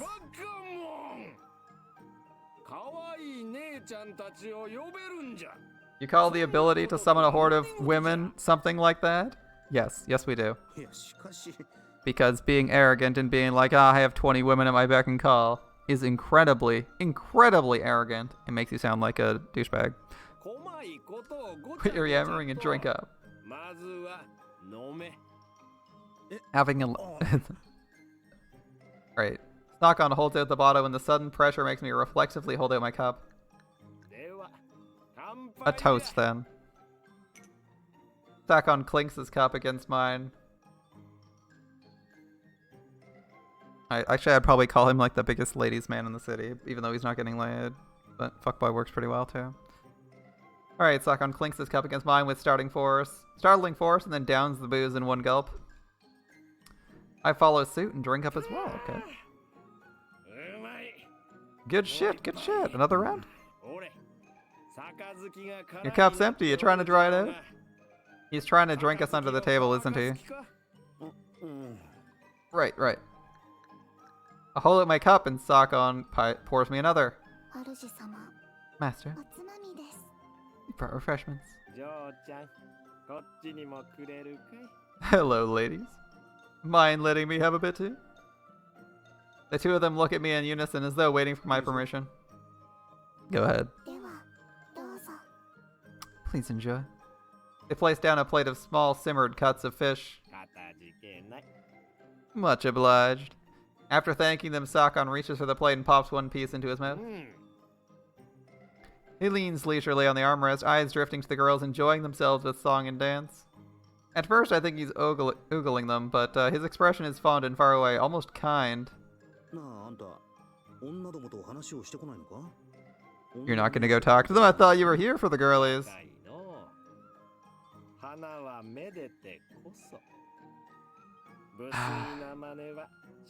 You're too young to get it. You can gaze at flowers, but never disturb them. It would be improper. I guess in some senses that's true. Always bothers me when people pick flowers when they're looking so nice in a field. Remember, there are some flowers out there that wither at a single touch.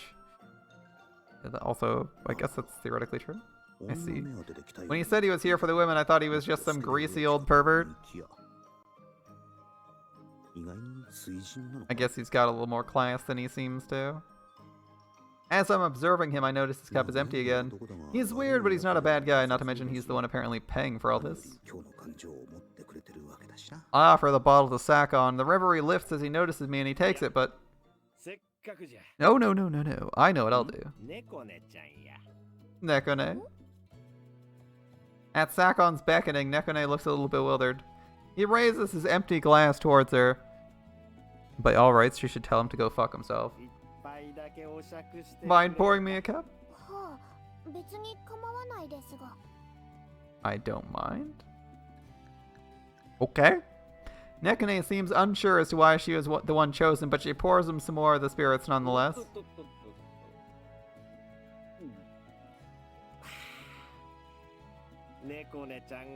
Nekone is pretty hostile to anyone, but apparently making requests of her like this doesn't offend her. Tastes better when you pour it, little Nekone? What happened to all that flower talk a minute ago? It doesn't sound like gazing. You've never heard of exceptions to the rule? Apparently not. Are you serious?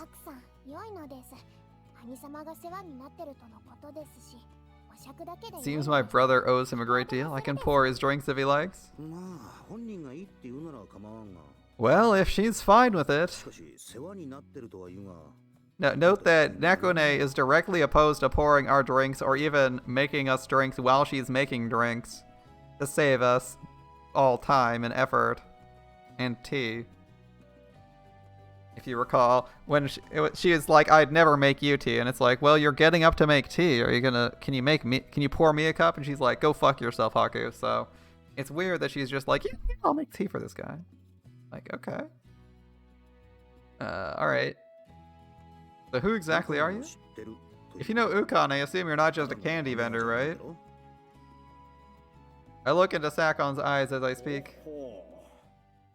Sakon smirks as he quietly sits down his cup, and that dark smile looks nothing like the airy grin on his face a moment ago. So you would know of my connection to Ashtor? Yeah, I'd know. You gotta have some utility. Apart from being an asshole and a candy vendor. Sakon's voice suddenly changes. He feels like a different person. The breezy, laid-back demeanor is gone, and instead his voice is icy with a hint of menace. I suppose seeing is believing. Maybe this will reveal the truth you seek. You got a record player and an Android? I think we know what we have to do. A replacement for Danny's spinning saber.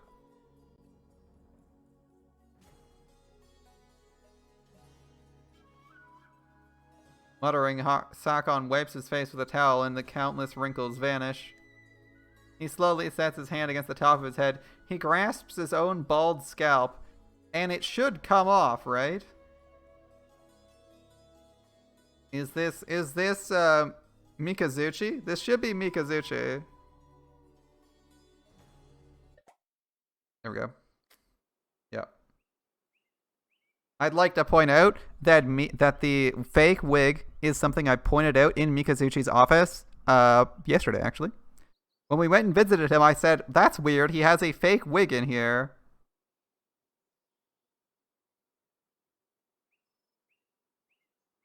Maybe you were, if maybe not all of you were here for that, or maybe not all of you noticed it. But the the hair he's wearing is exactly the same as Mikazushi's outfit. It's exactly the same as Mikazushi's. So when I say it's Mikazuchi, it's pretty obvious. They also have the same ears. They have the same ears and eye color. Reverse wig, yep. There's a reveal.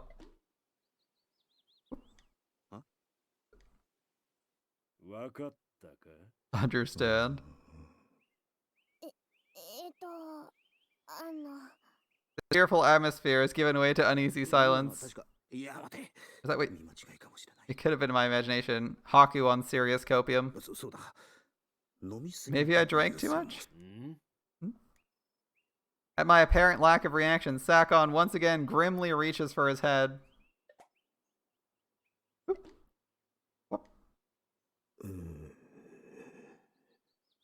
No one says anything. Silence prevails, growing heavier and heavier with each passing second. That was a nice twist, honestly. So be it.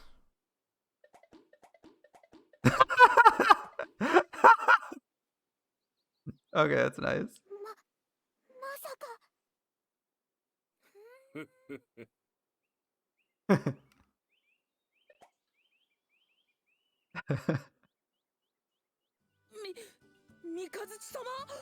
Lord Mikazuchi. It's a nice twist, honestly. I wasn't expecting it until we asked, and I was like, oh, I think I know who this is. I think I know who this is.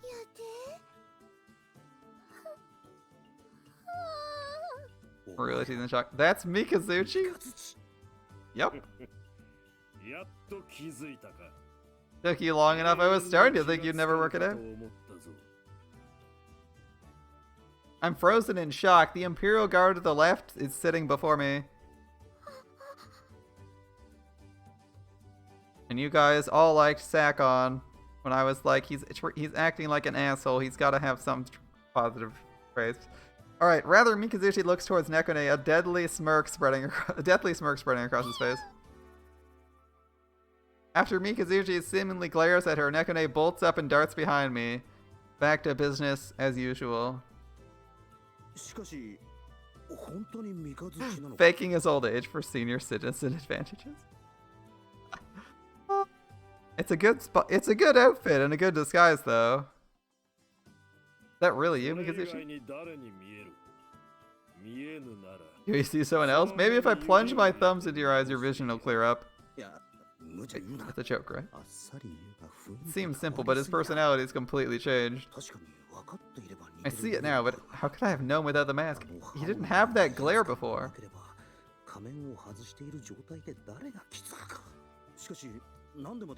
But what's all this for? It lets him see what's going on in the town and get a read on things. Mikazuchi responds with that familiar sinister grin. Do you truly believe that all it takes to protect the people is mindlessly swinging a sword?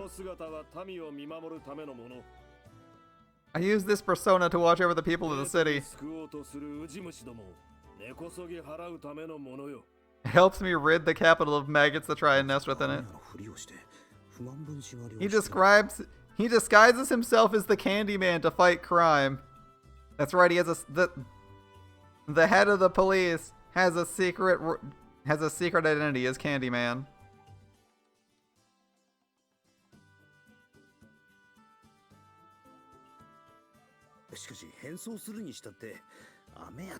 Guess who a character that an unarmed character who's gonna punch your way through Boston with your fists in Fallout 4 is based on? It could be Mr. Shining Fist. It could be Saitama. It could be a muscle wizard. It could even be Yang.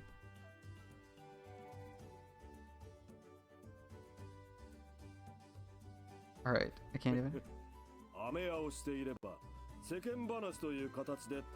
A simple candy vendor can hear all kinds of rumors from the people.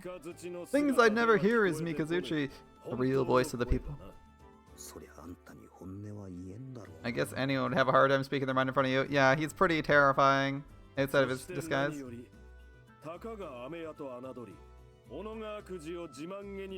Every so often, some idiot happily spouts off about their villainous exploits to a simple, harmless Candyman. Ah, you made Yang. You made Yang. All right. You also incentivized yourself to go with all the sarcastic and bad joke dialogue choices. Yeah, I hear Fallout 4 has a lot of good dialogue choices. That might be fun. I hope you. I wonder if there is a Fallout mod to make your character look like Yang Xiaolong, or at least give yourself shotgun gauntlets. Fireball gauntlets? Either is good. Alright. Yes. The harmless Candyman. You should see those fools' faces when they realize who I truly am. Now that's a treat. Of course, when they beg for mercy, their faces are nothing short of nauseating. The fur on Nekune's tail stands on end as she sees that smile of his. She starts hissing. What is she, a cat?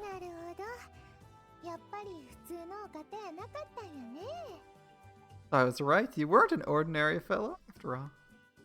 Atui has the brightest smile I've seen on her so far, like a fisherman who's landed a whopper. I guess I'm curious to see how good you really are as well. Kuon smiles ominously as she looks at Mikazuchi. You too, Kuon. Please no sparring at the dinner table. Don't do anything stupid. Oh, I want to see Kuon and Mikazuchi have a fight. That'd be cool. Can we actually have two characters fight, even for their own amusement? Nekune flails around with little punches from behind my back. We don't expect Nekune to win in a fight. She's not even a fighter in gameplay. She's a wizard. That's not something you say when cowering behind someone else's back. I'm getting tired of her, so I grab her by the collar and hand her towards Mikazuchi. Nekune struggles with violent desperation and her foot slams into my chin, knocking me over. She quickly scampers towards Kuon and curls up on her knees. Oh. Kuon gently pats Nekune's back. Mikazuchi stares at Nekune for a moment, looking almost wistful. I get the disguise, but why a candy vendor? Didn't he just explain that he picked a simple vendor because people would be more open with it than an actual captain of the guard? That's so straightforward, Hockey. Why did we need it? This is a weird line to follow up on. Remember when he was like, why'd the Emperor invite me? Oh well, it can't be important. And now he's like pressing on why this guy picked a candy vendor. It's a really weird thing to question. I ask him again once the ruckus settles down. That's strange.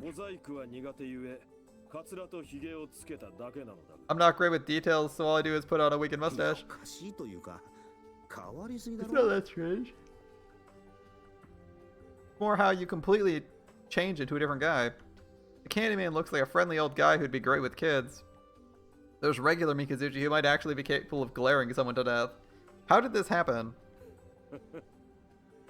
Oh, he's admired this. He admired a bald old man with a mustache? Maybe Oshar should get this guy's head examined. It seems like he's a little off in there. I mutter under my breath, but Oshar grins widely, sipping his drink and watching on. It was back when I was young. It's one of those memories that stays with you. Back then, I was a little shit, to say the least. Okay. No matter how I acted, there was always a candy vendor who treated me the same.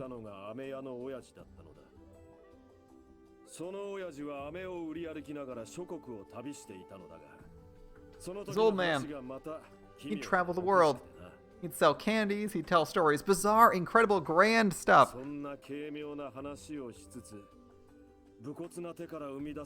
As he narrated, he made sugar into art with his own rough hands. He earned this child's respect. A cheerful candy seller, a man loved by all, the kind of man I admire. Mikazuchi rubs his wig as he tells his story. It was unexpectedly wholesome. I concur, Haku. Listen to me, all sentimental. Never thought it'd be like this, and when I look at you, I see him. You're just like that vendor I once knew. That's why I called on you today. Okay. Calling me a bald mustached geezer? It's touching, but you're making it weird by sitting there and rubbing that wig. We'll see about that. Put it on. I'm sure it's gonna look perfect on you. It's not gonna look good on me. I'm staying the hell away from that thing. As I struggle against Mikazuchi trying to jam the wig on my head, I hear a nearby sniffle. What? I had no idea. There's such deep meaning behind that appearance. Kiburu appears very moved by the story. His eyes are starting to well up. A guise to protect the people. Yeah, no one realizes it's you protecting them. It's so noble. I expect no less of a man that stands his brother's equal. Kiru gazes at Mikazuchi, eyes full of earnest admiration. Ashtor's equal. Well, looks like the fear he felt for him has all been converted into respect. I didn't put that much thought into it. I thought it might be interesting to mimic him. Him?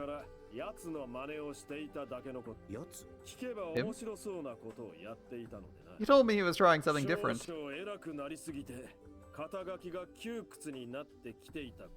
At the time, I too was feeling the burdens of my title holding me back, so I decided to try it myself.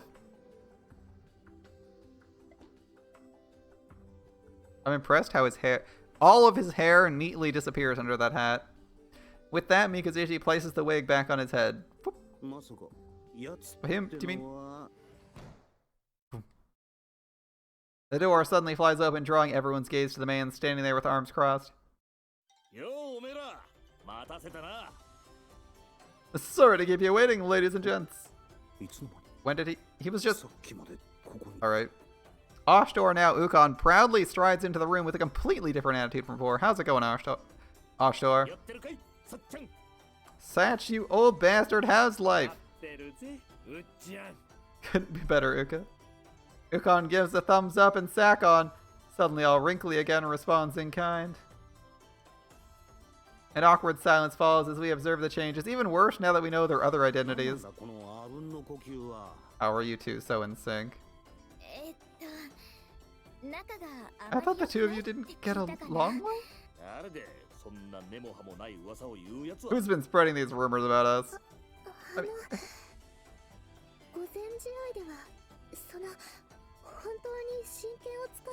I heard whenever you spar, you fight as though to the death with real weapons?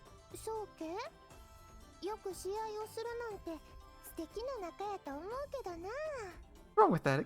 It'd be a dream to have a sparring partner you can share that with. This girl's got the right idea. Have some candy. The Tui is adorable.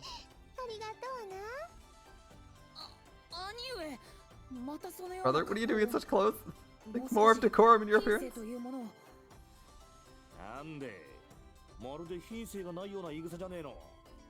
What? You saying these aren't fit for folks' eyes? You liked Sakon style, didn't you? Oh, so it's only alright when he does it, is that it?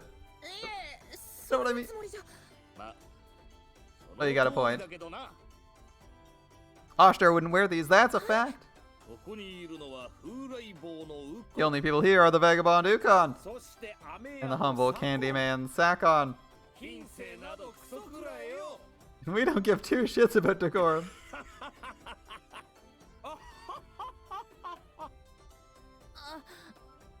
Brother.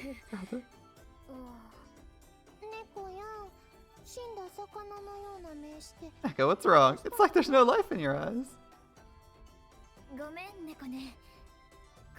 Sorry, Nekone, I don't think I can help here. Usually we're meant to have an immature side to them. Don't let it get to you. I mean, look at Haku. Haku does nothing but want to drink and lays around all day. Don't compare me to those two. All it means. We never forget what it means to be young. Call it a sense of humor.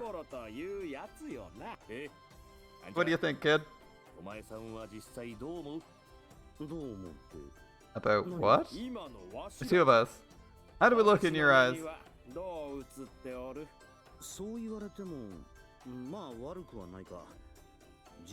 I kind of like it. It's better than being prim and proper all the time. Yeah, I'm kind of with Haku. It's nice that they don't have to be so serious.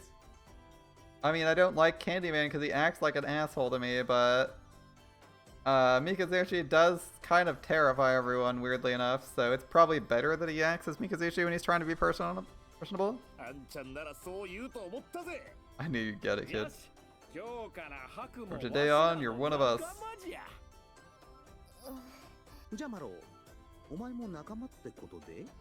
Maro, you want to join? You always admire this kind of full-on friendship, right?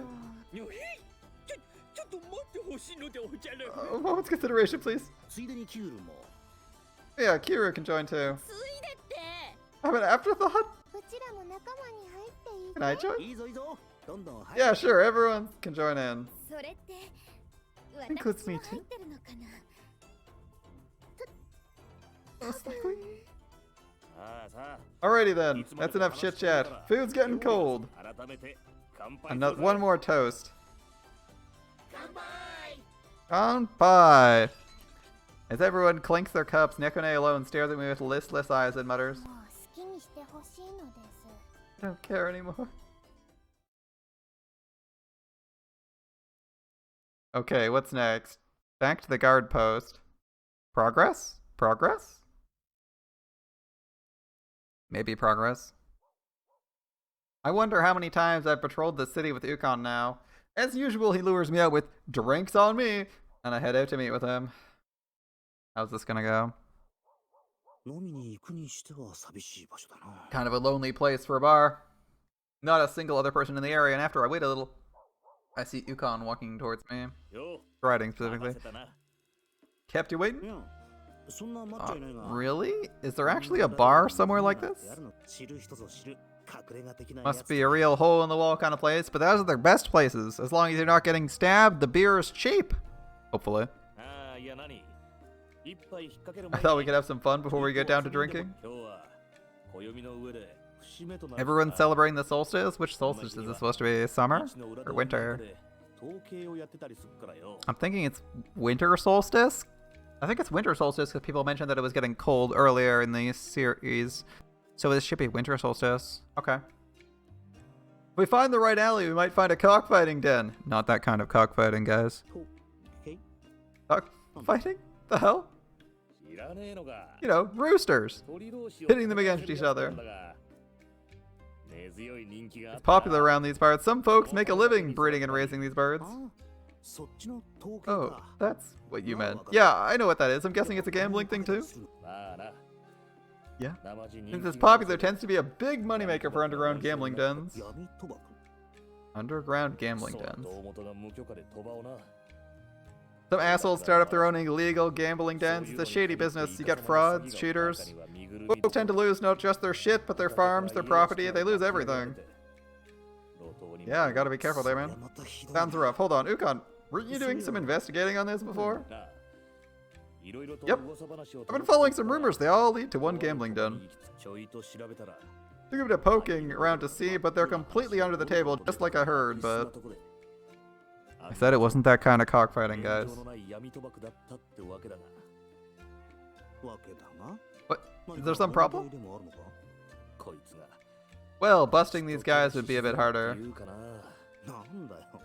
That's a new one. I figured you'd be charging in head first, like usual. Yeah.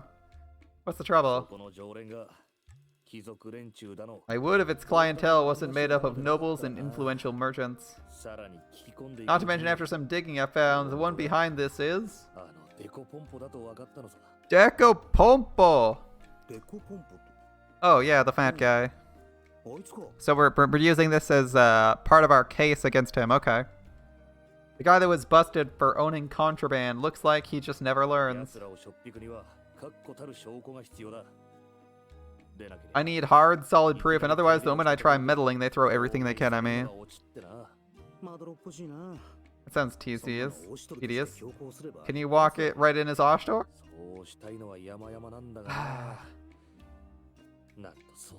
I've been close to doing it just that several times. Ukon pauses, reluctant to continue, expression souring a bit. That'd be the worst possible action I could take. I can't risk burning bridges with the nobles. Their connections stretch through the capital like a spider's web. The reach is inescapable. This doesn't sound like the Ukon I know.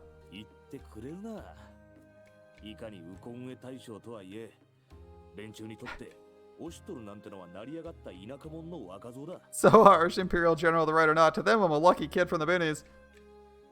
Ask him to duel for his honor with a cockfight. Of course he can use his own. Yeah, a real cockfight with Fatty there. They already look down on me for my background. Do I force this? I tear open an irreparable rift. Okay.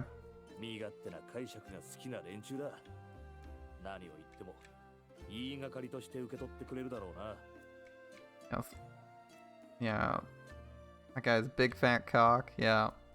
Those idiots only care about themselves. They'll take whatever I say as unjust persecution. And that impacts my duty as an Imperial Guard.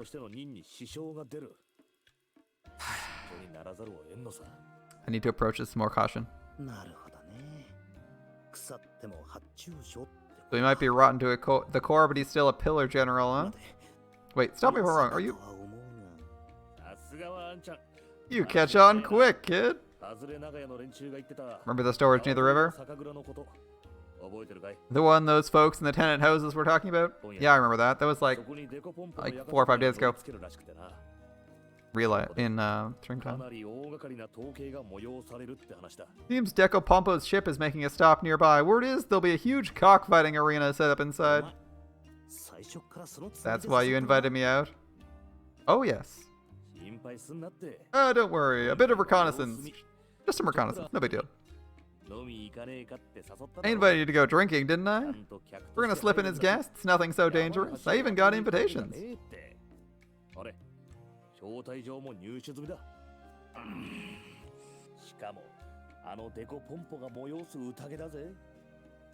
Besides, it's a banquet hosted by Decapompo. You can at least count on him to have some fine food and drink. Luxurious food and drink. Haku suddenly on board. Hate to admit it, but when it comes to that, he's got some good taste. Alright, I give up. I'm here anyway, may as well tag along. If things go south, I'm tapping out though. Well, it wouldn't be as interesting without you. Yeah, we're Mr. Spaghetti here. We're gonna make a mess of everything. What do we got? I assume we're gonna do a fight later on this ship or something. That would make sense. I didn't expect the ship to be this big. My man's always drinking. Yeah, the kids are drinking. That's why we got beer with us tonight.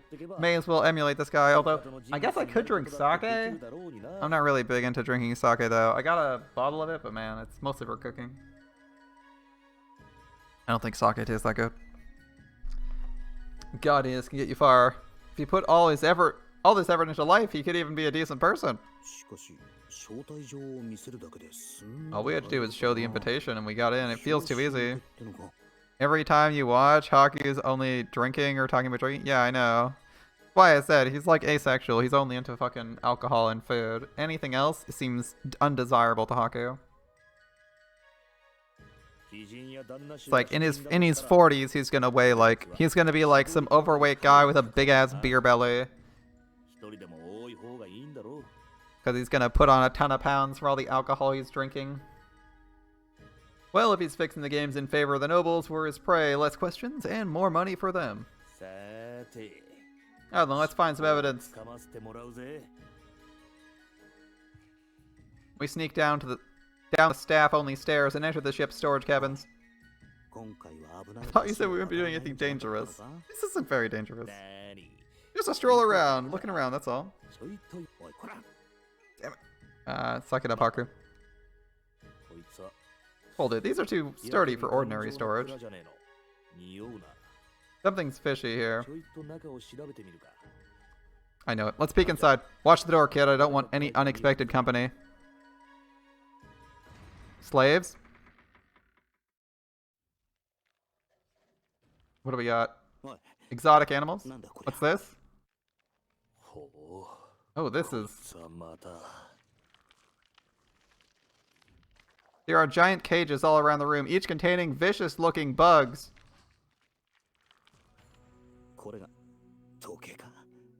This can't be for cockfighting, unless it's completely different from the one I know.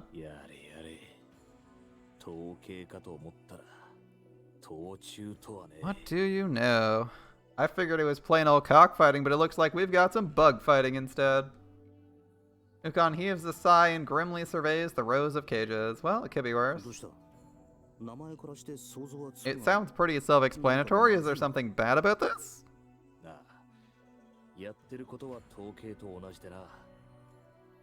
It's generally the same in practice. Instead of birds, though, it's ferocious beasts like this.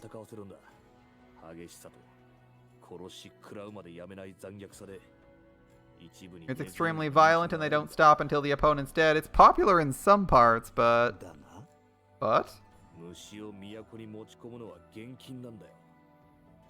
It's illegal to bring these bugs into the capital. If they escape and breed, they go out of control.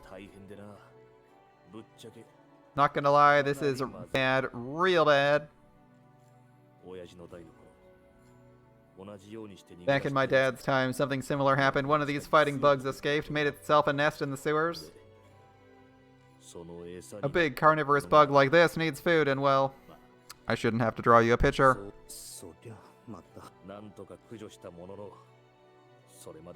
They managed to exterminate them, but there were a lot of victims. You can imagine how bad it was.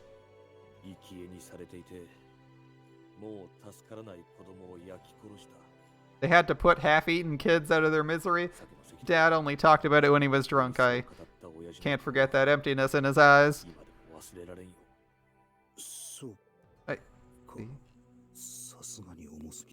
That's a little bit heavy. I don't know what to say to him. I look around to see if it's not just bugs. There are all kinds of... there are all kinds of dangerous creatures in here. So I'm assuming this is the contraband we're looking for? This is your proof. This should be enough to bust this guy, right?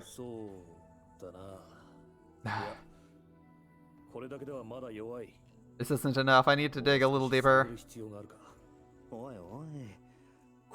Are you serious? There's no way he can wriggle out of this. What else do we need? He just so happens to have these. It's not like they can board his ship because he's a noble, so he just tells them, fuck off. I assume that's what happens. He's like, you can't inspect me. I'm a noble. Fuck off. There needs to be an emergency that calls the guards to the ship, right? That's how he got in last time. That's a good question. What else do we need that would prove it? Trust me, he's surprisingly devious. He is a general for one reason or another.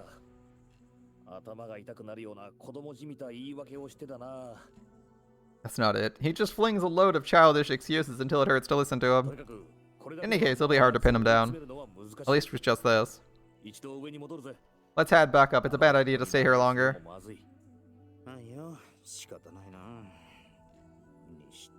Good morning, my friend. I guess there's not much we can do here about bug fighting.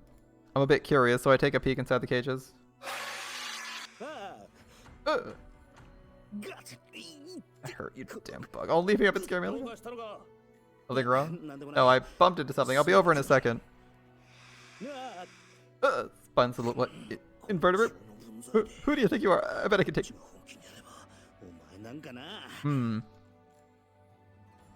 Haku, just leave it alone. Not like you can do anything in that cage and all. Stop aggravating the bugs.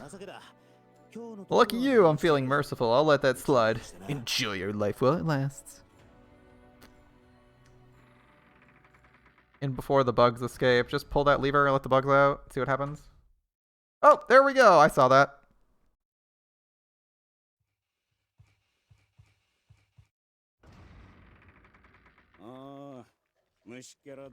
Yeah, those bugs still alive? Looks like they're all nice and riled up. Well, we've only been feeding them just enough to keep them alive. They gotta be starving, ready to kill. Well, they can kill each other to their heart's content soon enough. Let's get the job done.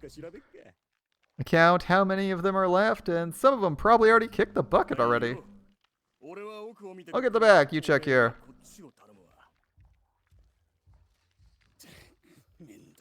What a pain. 1, 2, 3. Oh, they're missing? Wait, we're missing something.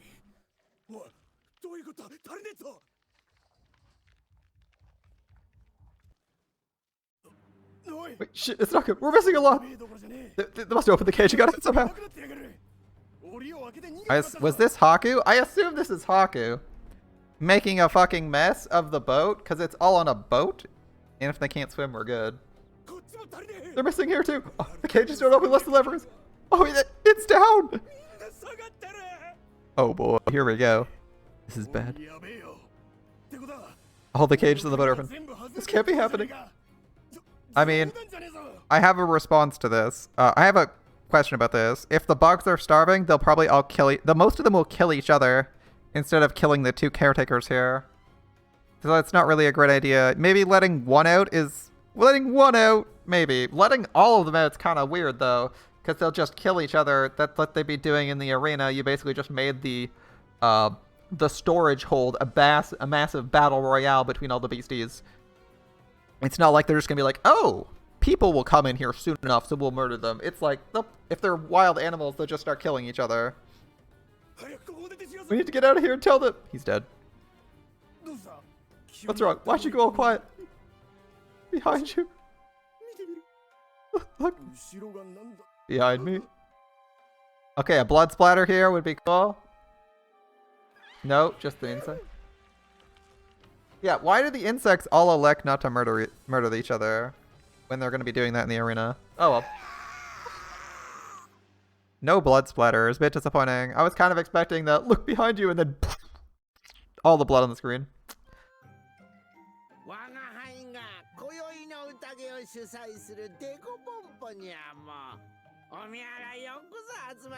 Decapompo, Master of Ceremonies for the evening, thank you for joining me.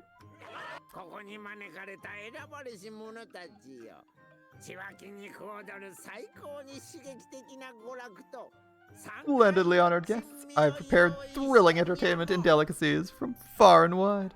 Alright, Decapompo.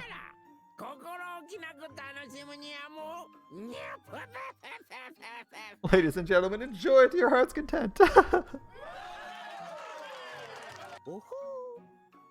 It really is something else.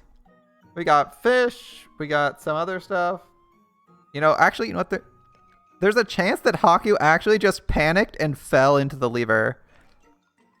Although, I would say it's not unreasonable that he would pull the lever or levers intentionally because he stayed behind when Ukon left. And they said all of them were open. That laugh sounded like Neko Ark's laugh. It might be. Check that. I think there's a reasonable chance that Haku did it because I don't know if the bugs are intelligent enough to open the levers. I think there's a good chance Haku did it. If it was just the one lever, if there was just the one, I'd be like accident. I think this is Haku's play. As the host plays to the crowd, one delicious dish after another is carted out through the hall.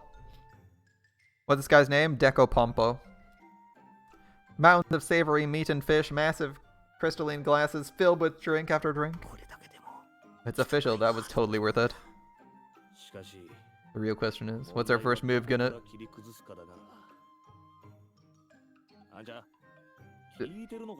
Kid, are you even listening?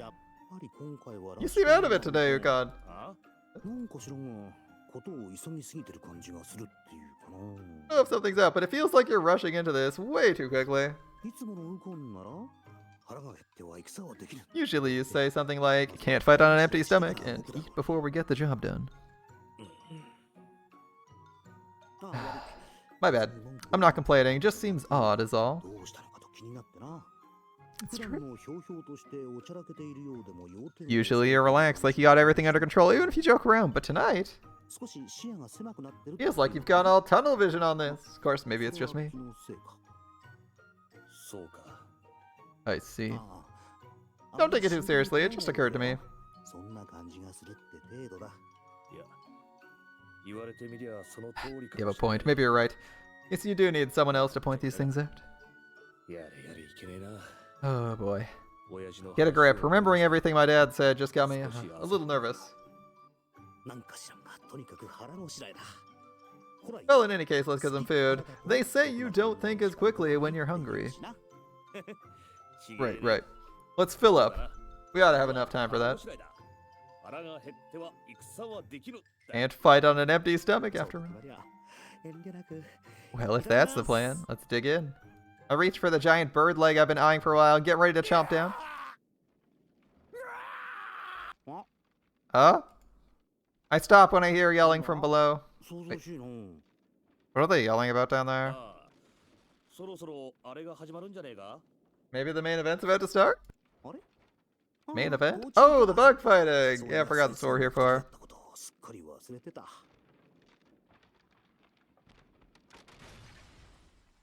I'm hearing crashing.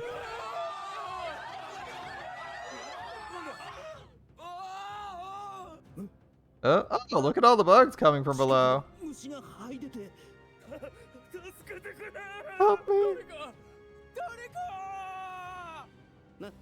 What's going on? Wait, Haku, what do you mean you don't know what's going on? You gotta be kidding me. Oh, they almost had me. This must be a show to get the crowd going. They really had me going. What? They're really getting into it, though. The old guy there really seemed like he was running for his life, and ooh, a Borogiri! A show? Are they insane? Why would they bring one of those here, too?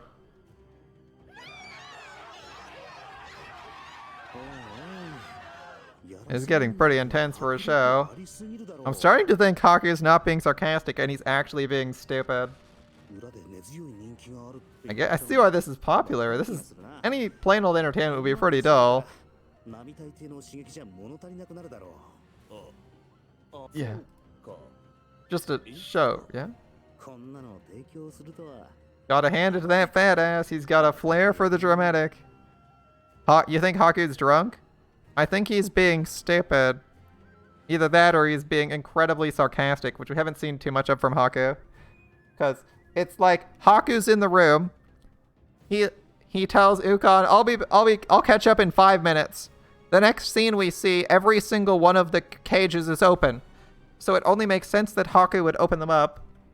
I mean, there could be a third party involved that freed them all. So my assumption was that, like, okay, well, Haku freed all the cages and he's being super sarcastic. He's like, yeah, we probably got time to chow down. Don't worry about it. Things will come down.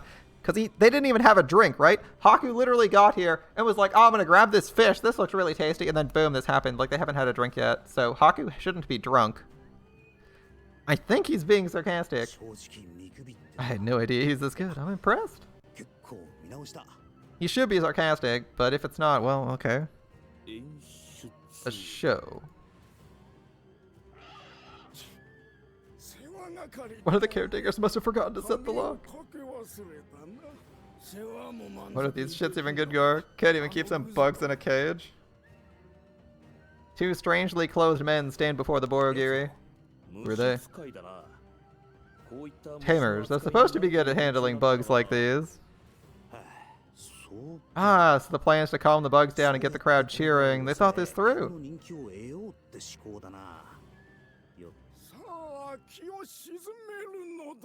Calm down. There's nothing to fear. Nothing to fear. 3, 2, 1, this guy dies.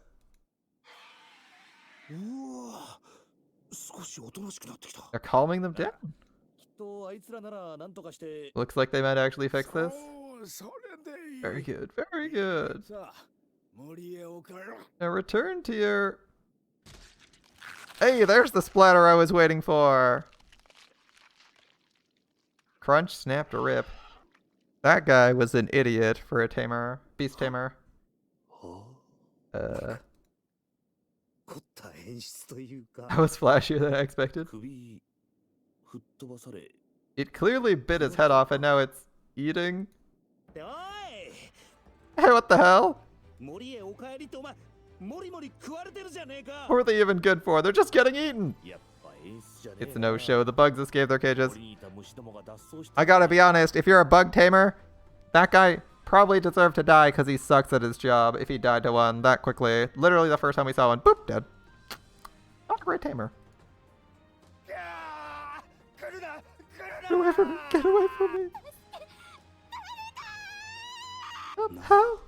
They're attacking the rest of the guests on the ship now. The bugs flooding from below decks are starting to rampage. The whole situation's getting a little out of hand. Where's Deco Pompo? Is he planning on fixing this? You clearly don't know him. He bolted the minute we took our eyes off him. He's abandoning all the guests he invited?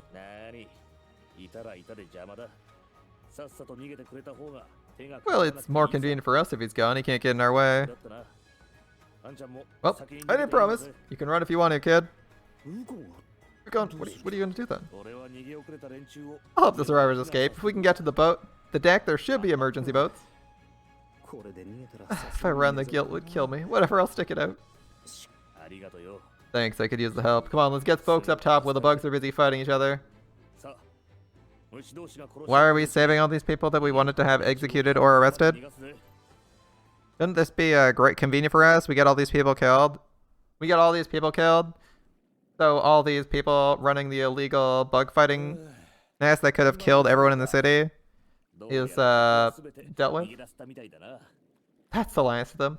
By the way, I'm pretty sure our character can't solo a Borogiri. In fact, we can test that because we can go fight a Borogiri. As I recall, they hit for like our entire hit point pool. In one go, they hit for like something like 200, which should one-shot all our characters. That should be the last time. I think we've gotten all the guests out.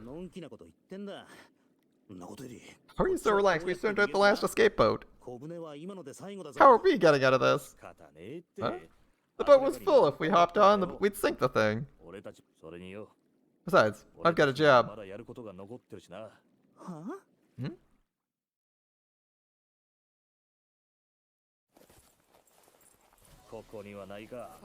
Not here? How about under here? Sorry for dragging you along, kid. No, you aren't.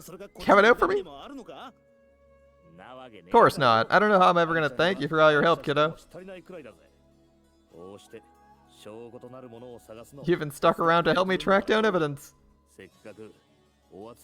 Not getting a better opportunity than this. Gotta find it while I still can.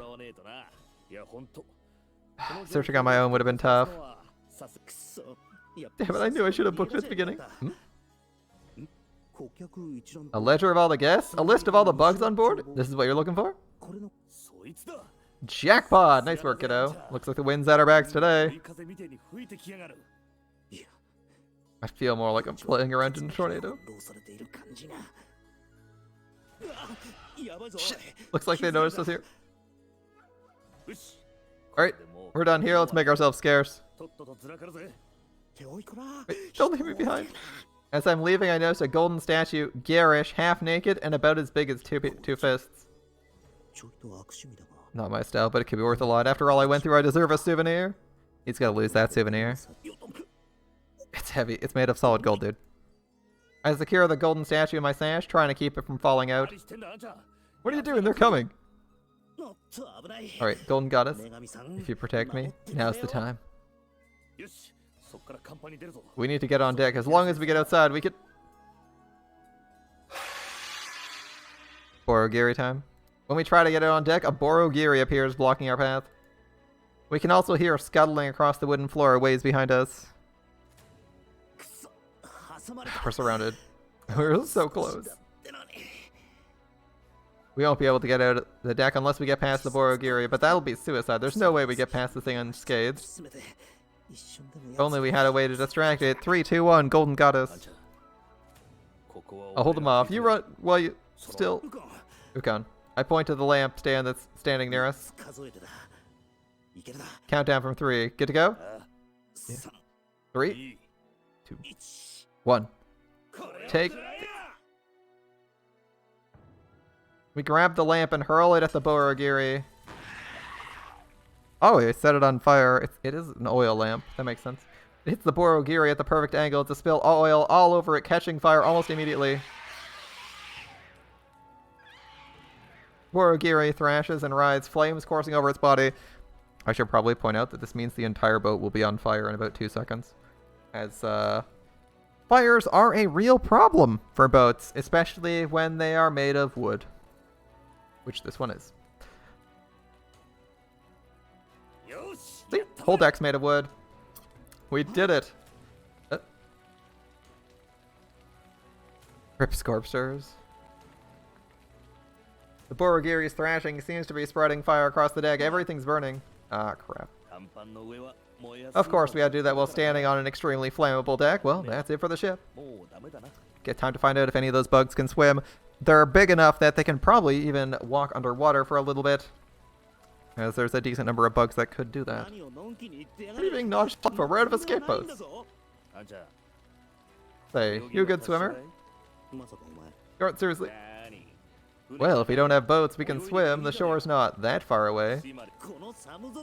In this cold, our choices are freeze, death, or burn.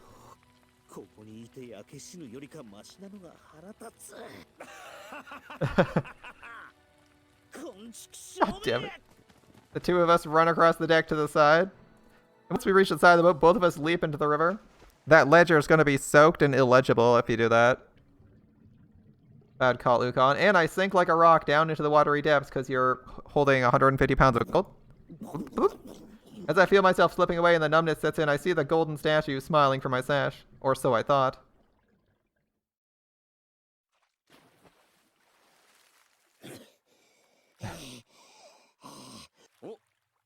Took you a while. I was getting worried when you weren't coming up. What happened to that goddess statue you had? Goddess my ass. If I hadn't thrown that thing away when I did, I would have drowned like a rat. That's you and you swim to search. That's when you swim? Yeah. I mean, he was carrying like something that was super heavy that required 2 hands. So that might probably weigh him down a bunch. I mean, if it's solid gold and about the size of 2 fists, that's probably like 100 pounds. That's a lot of mass to carry. I thought I saw that thing beckoning me into the darkness. It's kind of his fault that he's planning on swimming.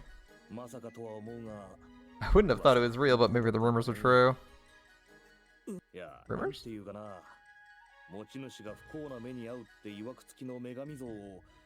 Oh. I heard a rumor that Deco Pompo found some goddess statue that brought its owner bad luck. Maybe that statue is the one you picked up? After all, look what happened to the boat. Ukon jerks his head in the general direction of the boat. To be fair, how are they going to deal with the boat? They're probably going to bring it out to sea and scuttle it. There's no way you'd send soldiers after that boat, right?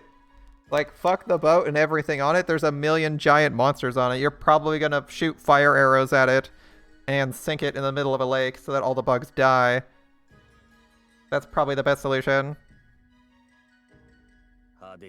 That thing's up in blazes. The gorgeous barge is nothing but a ball of flame now. The flames paint the night sky in vivid red.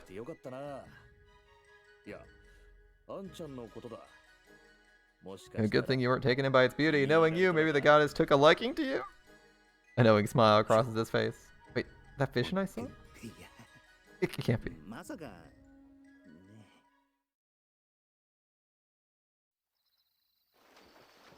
After some effort, we finally make it to shore. The whole area is in a panic because of the ship's fire. Starting to feel alive again. One of Ukon's subordinates got us a change of clothes, but the cold night air of the capital is rough. I huddle up near the fire, close to the riverbank to warm myself up. And as for Ukon, well, he's waiting for the capital guards to arrive unseen, and he said he'd join me later. The burning boat's clearly visible in the moonlight. I don't have anything else to do, so I just watch until the ship crumbles and sinks into the river. With the show over, the spectators head home, and the area is silent like nothing ever happened. After a while, I hear faint footsteps. approaching. What a day. Thanks for the help, kid. All done? Evacuating the guests saved us a lot of trouble in the end. It's the Capitol Guard's job from here on. I explained the situation and left the rest to them. Me, well, I just did what had to be done. Ikon taps his coat as he said this, the pocket containing our hard-won evidence. More importantly, can you tell me what this is? With that, Ukon raises a large bottle. The bottle itself is white and ceramic with the blue overglazed design, and just from that I can tell it's expensive stuff. Where did you... Found it washed up on the shore. Guess not everything on the ship got caught up in the blaze. After all that chaos, they managed to land here in our laps only proper. We have a bit of a drink. He grins broadly, tossing me a cup. After all, I promised drinks, but we didn't get a bite of that food. Yeah, too bad. I got some sides to go with it too. Nothing exactly on the level of Decopompo's feast, but it's good stuff. Thanks, Ukon. Doesn't make up for it, but hey, it's the thought that counts. He did offer food and drink, and any food and drink qualifies. Good in its own way. Oh, glad to hear it. Ukon offers me the bottle. I lift my cup in response, and he pours me a beautiful amber liquid. Here you go.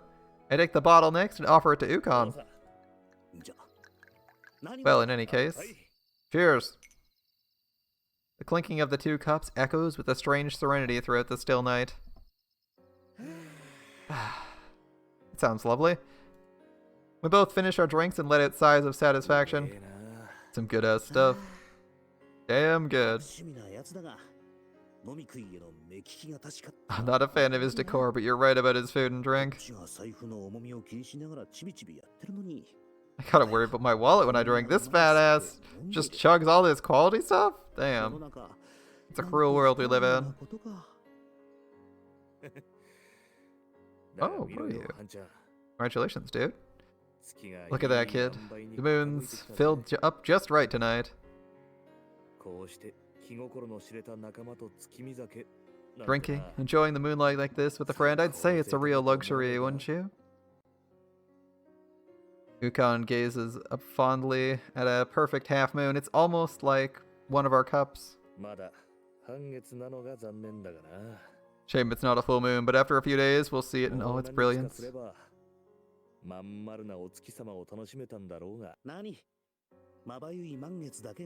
Full moon's not the only kind. I like being able to see both the light and the shadow. Besides, it looks a bit like one of these cups, like we're sharing a drink with the moon? That's a weird reference to a two-thirds moon, okay. Never took your poet, but now that you mention it, it does look like a cup. I don't know, I like crescent moons. I think crescent moons look really nice. Full moon, crescent moon, probably my two favorite phases of the moon.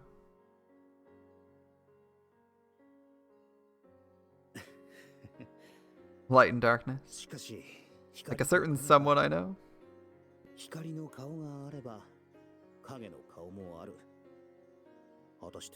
got a face that lights up for the world to see, and a shadowy one too. I wonder which one's his real face. Who knows?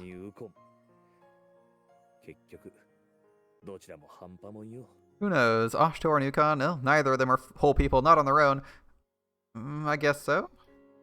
Ukon mumbles quietly like he's saying it more for himself. He's quiet for a while, gazing skyward. Well, this evening's being relaxing, and I don't mind hanging out with Ukon. That is one nice thing about this scene. I don't think I've ever said this, but I actually like Ukon. Ukon and Ashtor are really good characters. I mean, I think most of the characters in this series are pretty entertaining. Like, Kuon's pretty good, Atui's good, Anju's irritating but seems good, Ukon's good, Haku's probably like the most annoying character. But I mean, that's visual novel protagonists for you. Every character around them is more interesting, and you wonder how they're the protagonist other than through plot power. But they are kind of supposed to be like self-insert or some shit. So if you made them too interesting or actually have a personality, it'd be weird. But I mean, Shiro has a personality. Shiro has a strong personality, and he's still irritating, and he's clearly not supposed to be a self-insert, right? I mean, he's already got that magic power. Kid, there's something I want to ask you. You don't have to answer if you don't want to. 嫌なら答えなくていい。なんだ改まって。What's this all of a sudden?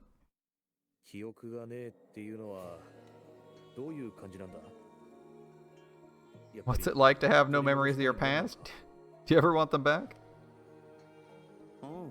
Well, it feels like it hasn't really bothered me before.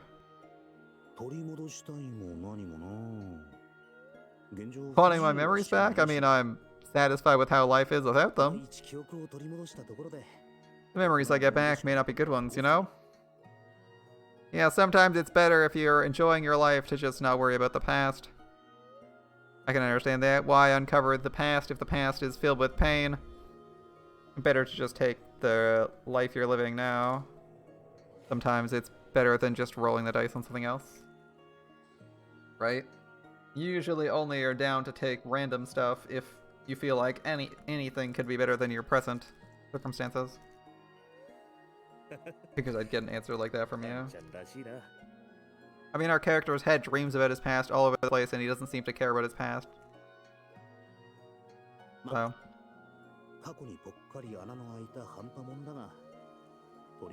See, life is good with it. Life is good for Haku as is, so there's no reason to change things. There's no need to explore his past if he already likes his present, as the likelihood that it brings him even more joy is pretty low. I may not be whole myself with that huge gap in my past, but I'm alive and I'm doing fine. And with no past, I don't have to act out two different parts of myself like you do. True, true. Guess we're similar in that way. Neither of us feels like a whole person. Compared to you, I have a family I can call my own. Maybe I'm a little bit better off. Oh, hold up. I have another theory. I was trying to figure out how Haku got here. If he's clearly living in like some technological place. What if, because we haven't actually seen the outdoors from his flashbacks, what if they live in an underground bunker around where Kuon found them? And he just got his mind wiped and kicked out of it? Like he was living in basically a Fallout situation, you know, a Fallout type bunker. And he got booted out of it and had his mind wiped as like a fucking experiment to see if the place was livable. Yeah, he could be a vault dweller. He could be a vault dweller.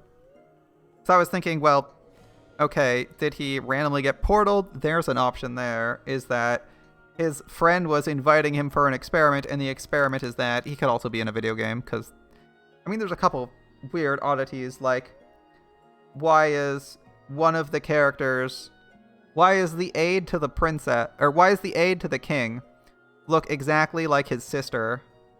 Or why does Anju look exactly like his cousin? So like those are a little bit weird.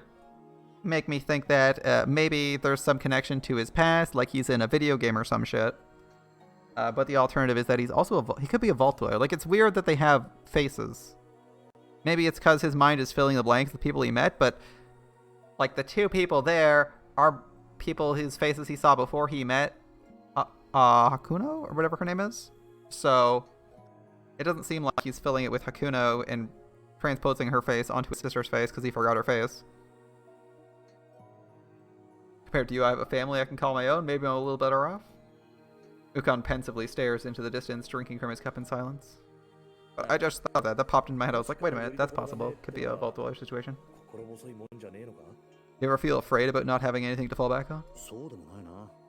Got used to it. Life happens, right? I mean, your family will one day die. I mean, that's how it works, right?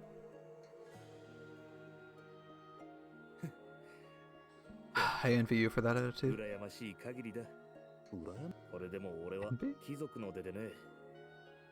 I may not look it, but I am from a noble family, a poor one. Anyway. A poor one anyway, from out in the country.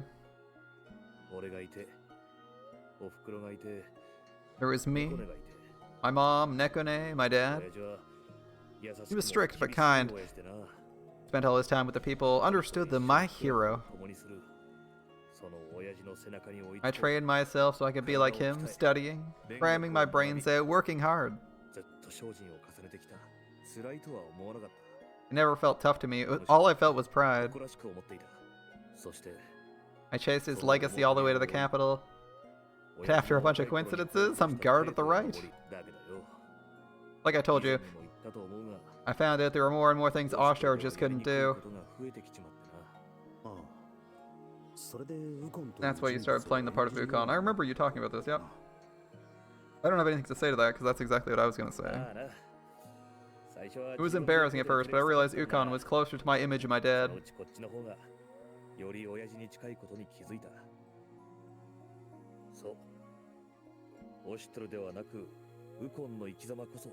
It was Ukon's life I've been striving for all this time, not Oshtar's. I can't just shirk the duties I've been taking on, and I'm venting now.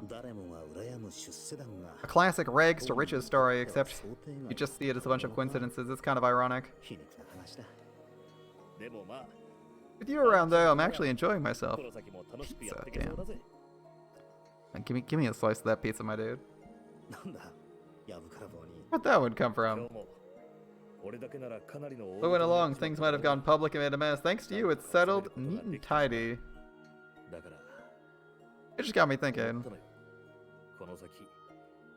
Whatever obstacles lie in our path, as long as you're with me, I'll get over them somehow.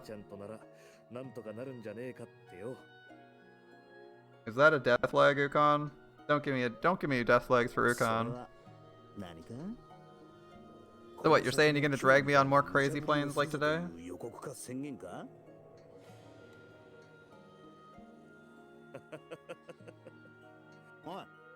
Haha, my ass. I asked a question. He's still laughing.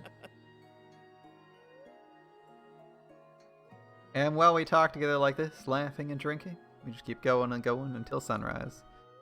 That sounds like a nice evening. Nice evening indeed. And a black screen. Oh, okay. You have pizza. Why does everyone have pizza?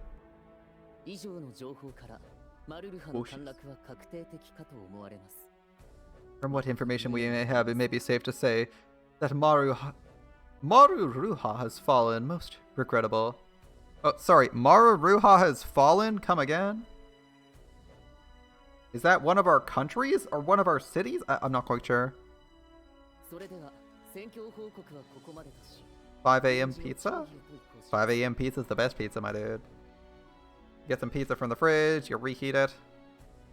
A nice snack. A nice late night snack. That concludes our report on the situation as it stands. Now we begin the emergency council. Alright, does this mean the plot's kicking off? The plot might be popping off, guys. Are we finally getting a plot hook that's going to push us, propel us forward? Give our character a drive or purpose? My liege, we could not gather all 8 pillar generals on such short notice. I beg your forgiveness.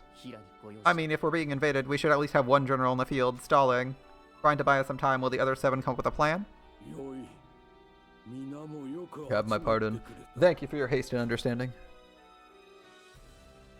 Mikado looks down from his throne, surveying all those before him. Something has fallen. Is that our ally to the northwest, southeast, etc.?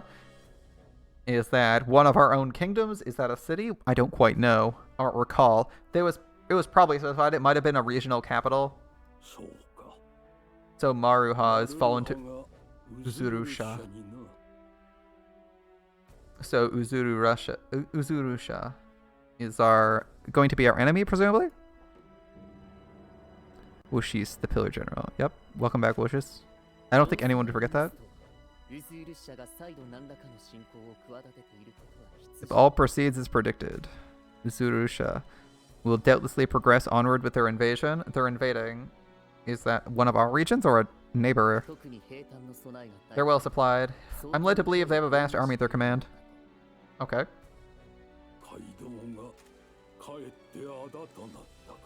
Seems we've been ensnared by the very roads we built.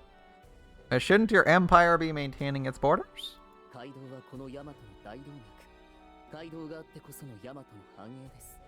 Yamato roads are its veins, lifeblood, and prosperity, my liege. Do not despair. How are you unaware that we are being invaded, and how did you not have a response force ready for this? Just like real questions here, but we don't know anything, so we don't know anything. So this might, presumably, it's sounding like our country is being invaded, and we've lost a major city somewhere in one of our border factions. Although I have very real questions, like why we don't have our generals spread out over the country, maintaining the borders in a medieval period. Because I mean, it's one like you should have your armies near your borders unless you're expecting rebellions, right? Right? Anyone else confused? So one of the generals should be on the front, but like we had all 8 of them here at the capital? So it's kind of weird. What's like, I don't know what would be happening here. Like, let's think about it. What do we normally have?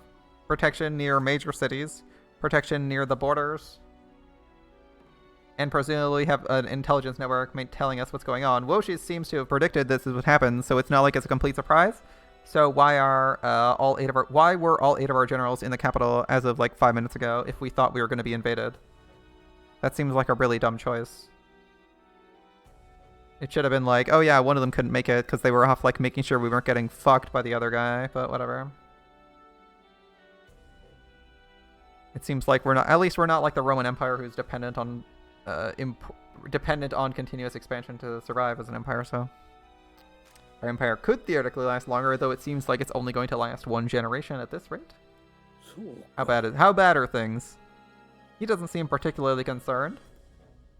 Mikado answers with curious detachment, looking off into the distance as though distracted. Well, here's the conflict he's pitching at us. Alright, Uzurusha is invading Yamato. Looks like we don't see any other nations. Uzurusha, formerly a loose territory of around 100 tribes and not truly a nation, that's a pretty big region.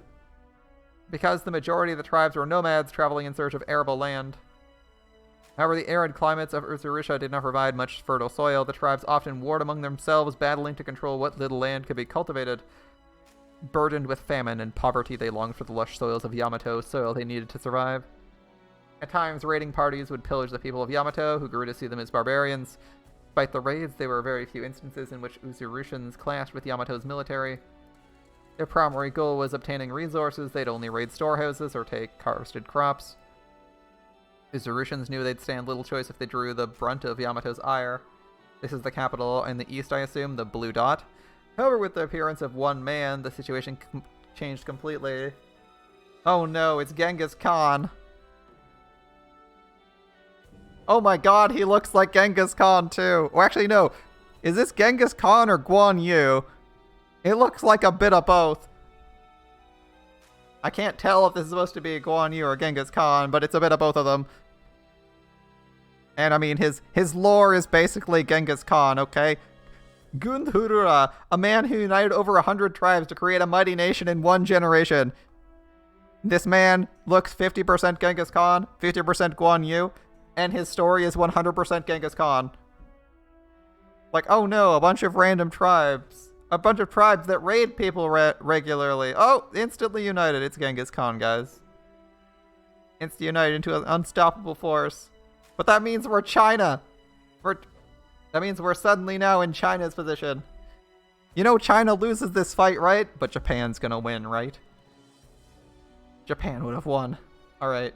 After unifying the Uzurushans, he set his gaze on invading surrounding nations, and now Yamato. Though not as prosperous with an army of veteran warriors, their forces vastly outnumber Yamato's. Because most of Uzurusha bordering nations weren't expecting a full-on invasion. We also don't have a Great Wall of China, not that that helped the Chinese. We don't have a Great Wall. What is our plan? Because most of the bordering nations weren't expecting a full-on invasion, they fell one by one, unable to muster a retaliation in time.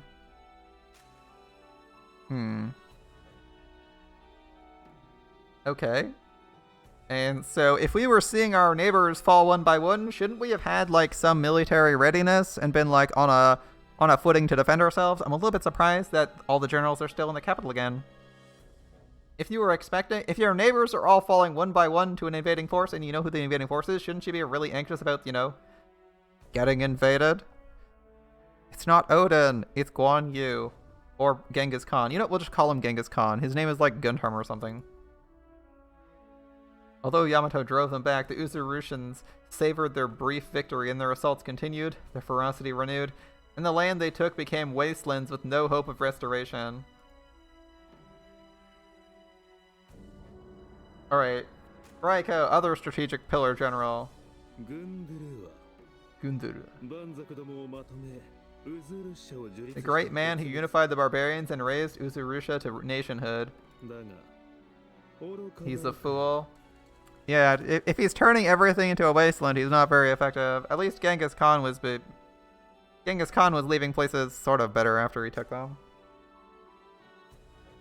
He wasn't leaving wastelands behind him. Because he was actually a good administrator too, right?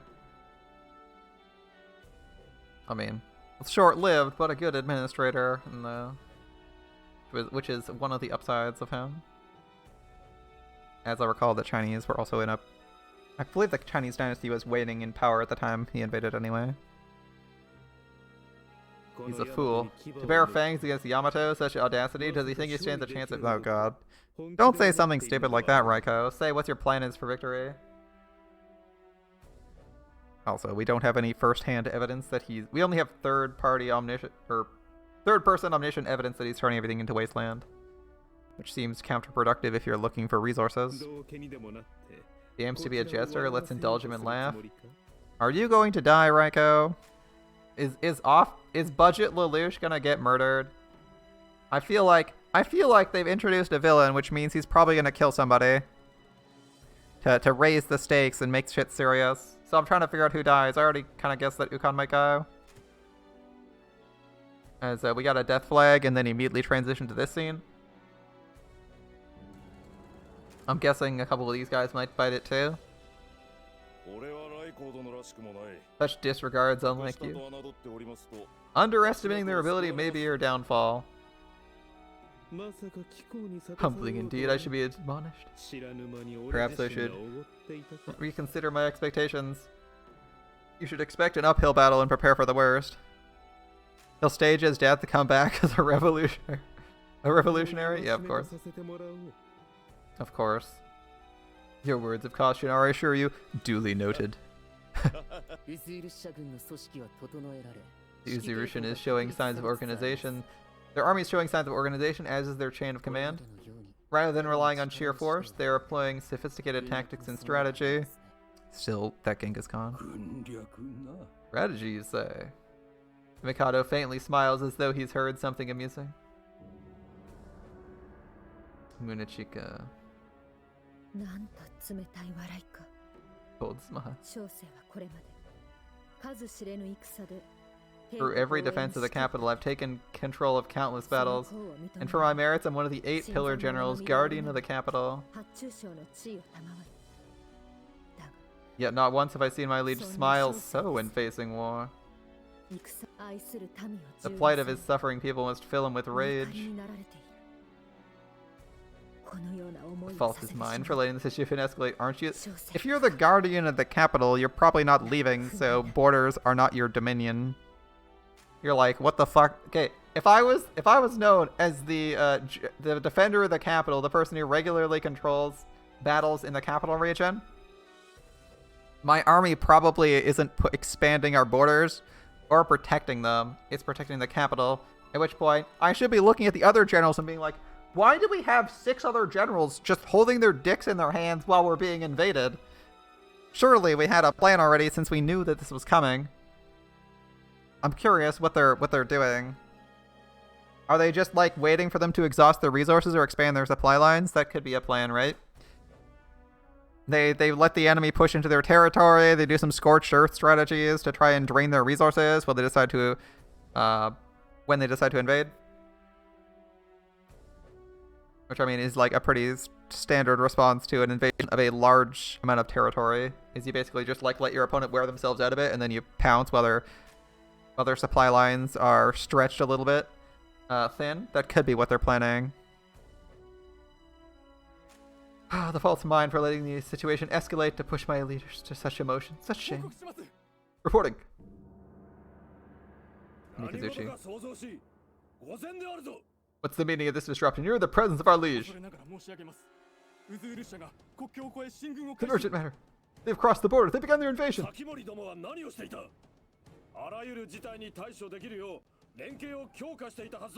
Where's the defense force? I thought we stationed enough troops to handle them.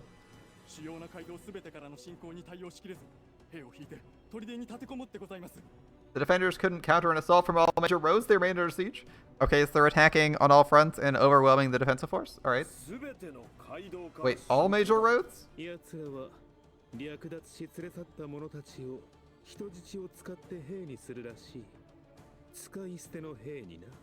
I heard they take hostages and force their families to fight for them as expendable soldiers.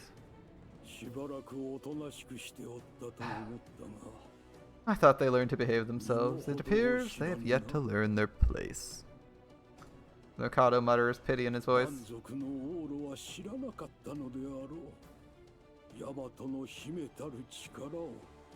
Every single line these guys are uttering makes it seem like they're gonna fucking job and a bunch of people are gonna die. But at least the plot's kicking off here. You can hear the tense music playing in the background, so it actually is a crisis and isn't just like an inconvenience to them. Alas, they cannot hear this kind of music. Alright, Aulu of the Barbarians. Mikado about to get his ass kicked in combat.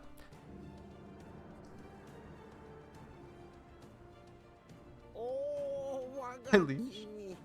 Give me your orders.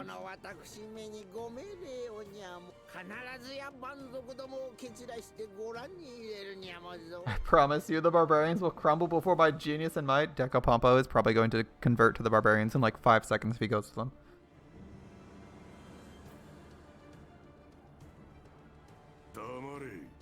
Silence. Dare talk to me like that? Who do you think I won't repeat myself.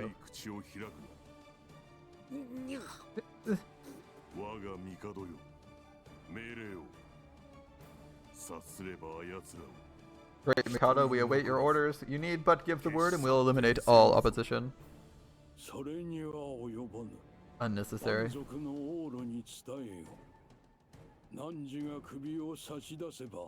Again with the dialogue that makes it look like this is going to go really badly for you. Is it Caligula? Tell the Aulu of the Barbarians this: if he offers me his own head, I'll show mercy to his people. Great Mikado. Dude, the way things are going, I feel like this is going to go really badly for you. There's so many red flags here. And if he refuses your proposal... I'm not without mercy, but I'm not so indulgent as to let such folly go unpunished. Those that refuse to learn must be made to learn. I give you permission to unleash your power, destroy them, and let all witness the price of their ignorance. Alright, let's see how badly this goes for us. All in the room bow their head at the Mikado's cold proclamation. Old man seems oddly familiar, you don't say. Outright extermination, I confess, it brings me unease. If that's the will of our liege, we must destroy all who bring harm to the nation. Well, at least it keeps me entertained for a bit. With permission to release their powers, the other 8 pillar generals seem keen for battle. I'll need Haku and the others to keep us from suffering innocent casualties. Hey, looks like we're going to war. We're finally getting pushed to have a plot happen. So they're pushing southeast. As if he caused Haku to add some people into his harem. No, he's forcing the founding. Alright, oh no! Oh no, a villain perspective! You know this guy means... You know this means business when we suddenly get a villain perspective right after its introduction. Oh boy. Guntura sits on his throne, a ferocious grin on his face as he looks upon the Yamato messenger. This poor messenger is fucked. Also, that is a big beast skull. Damn. Damn. His retainers around the room hold their breath in silence. ほう、ヤマトの帝はそのように言ったか。What is it the Mikado of Yamato wishes to tell me? 偉大なる聖上のお言葉である。 I repeat the words of our great ruler, the Mikado. Listen well. 地に兵を引き、ヤマトから立ち去るがよい。 Withdraw your forces at once and leave the land of Yamato. 聖上はこたびの侵攻に温情ある措置で臨まれましょう。 If you take such action, my liege will show mercy to your people. We also... Rest in peace, this envoy. What will be your answer? Envoy's dead. 3210. 口にしていない言葉があろう。すべてを語れ。 You have not given me the full message. Tell me it in its entirety. 何のこと I'm afraid I don't understand. まさかこれだけではあるまい。まだ I'm quite sure there's more to it. Surely it doesn't end there. Curious, is he highly intuitive, or does he have a spy, i.e. like Deco Pompo? I feel like there has to be some reason this becomes a real crisis. It's either overconfidence, or they have a spy and one of the generals is working against them, and Deco Pompo seems like the most likely one, because he's basically working against the kingdom in peacetime, so he may as well be working to sabotage it in wartime as well. Don't be modest. I would hear the thoughts of the Mikado of Yamato.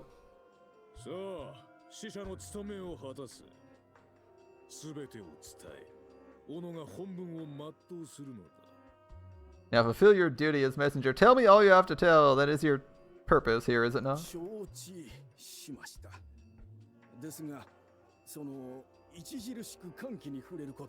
Understood. I worry the contents may offend. I ask that your mercy.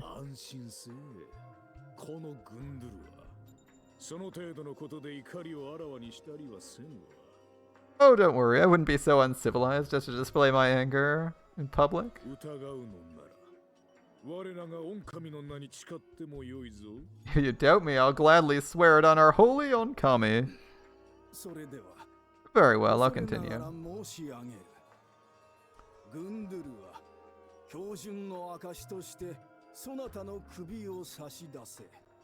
Gundura, as proof of your submission, you will offer your head to us.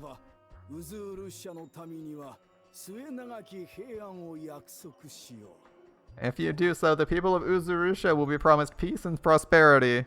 That is all. Those are the words of my liege. Gunthura closes his eyes, and for some time he remains still and quiet.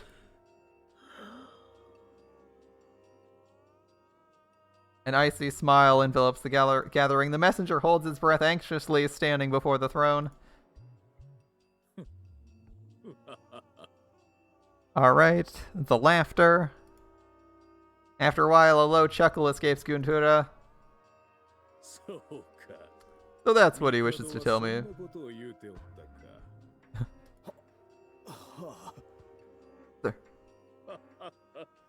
How amusing, I can't help but laugh.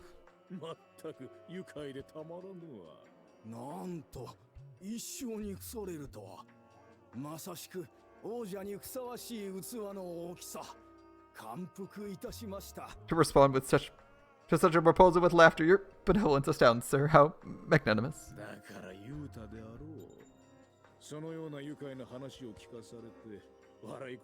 I did tell you, did I not? Such a proposal may have made me laugh, but who could be angered by it? Do you not agree? I think the appropriate answer is like, I think if you're the messenger, you're just like, yeah, probably. I don't think anyone would actually agree to this. You're like, yeah, probably. I don't think anyone would actually agree to that. like, are you gonna say like, no, you should always follow? Like, no, you're probably like, yeah, I don't think he was expecting you to agree either, to be honest. Or that, yeah. I'm afraid the opinion of one so as low as myself would matter little. Aren't you amused? Sir, I am. Indeed, laugh.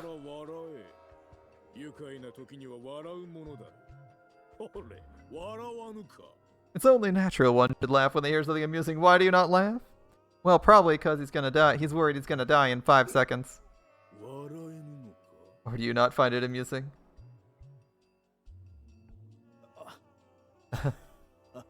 Yeah, awkward situation. What do you say here? You'd say, I mean, honest opinion, it's probably an amusing proposition, but it's pretty nerve-wracking because you're worried you're gonna get killed anyway. You're gonna get killed anyway. Like, you're like, the proposal's amusing. In fact, it's almost ridiculous. But I'm worried about my head more than I am about how funny it is.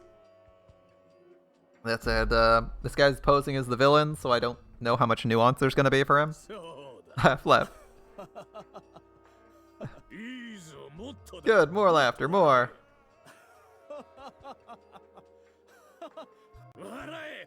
Or laugh harder.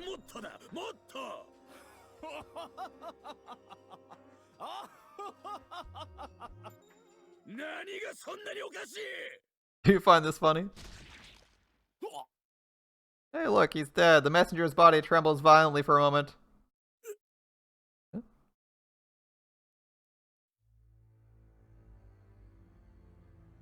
He slowly looks down to see Guntura's curved blade buried deep in his gut. Now that's funny.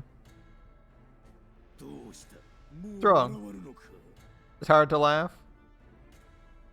Guntura grabs the messenger by the collar, keeping him upright, his face twisted in a sneer. Now is the appropriate time to laugh. You're just like, yeah, that's kind of funny.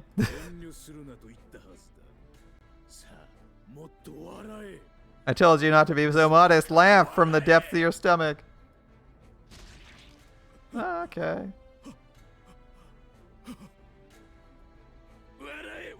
Laugh. What? Alright. Alright.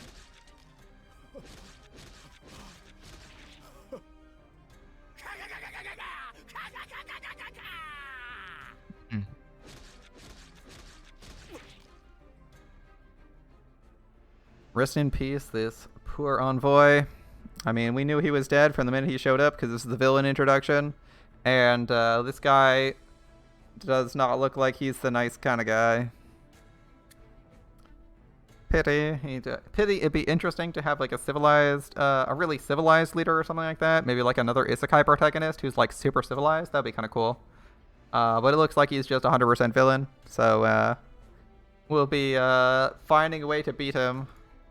Although it's really late in the game for that. We'll see. The sword plunges into his gut again and again and again until his body tears and falls to the ground. Alright. So he's the kind of guy with a bad temper. Alright. I suppose one can no longer laugh with no stomach. Guntura mutters as though tired of this exchange and casually tosses the messenger's torso aside. Honestly, in my opinion, I don't really see the point of killing the messenger. Doesn't really do any, unless you're trying to delay his return, I guess. You're like, oh, well, if they don't have any information about my rejecting it. But I mean, you probably just assume that he's rejecting it and something like that, right? Like, does the Mikado actually think he's going to offer his head if he's attacking you? Probably not. So you just make the assumption he's a decline.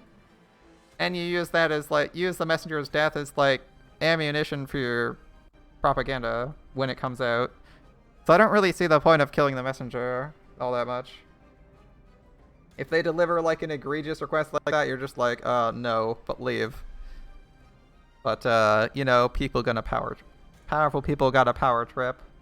Seems pointless because this messenger probably didn't exactly want to deliver this message. He's like, I'd rather not be dying. I'm just obligated to deliver this shit. So, like, why bother killing him? It's not like he fucking cares. Oh, well.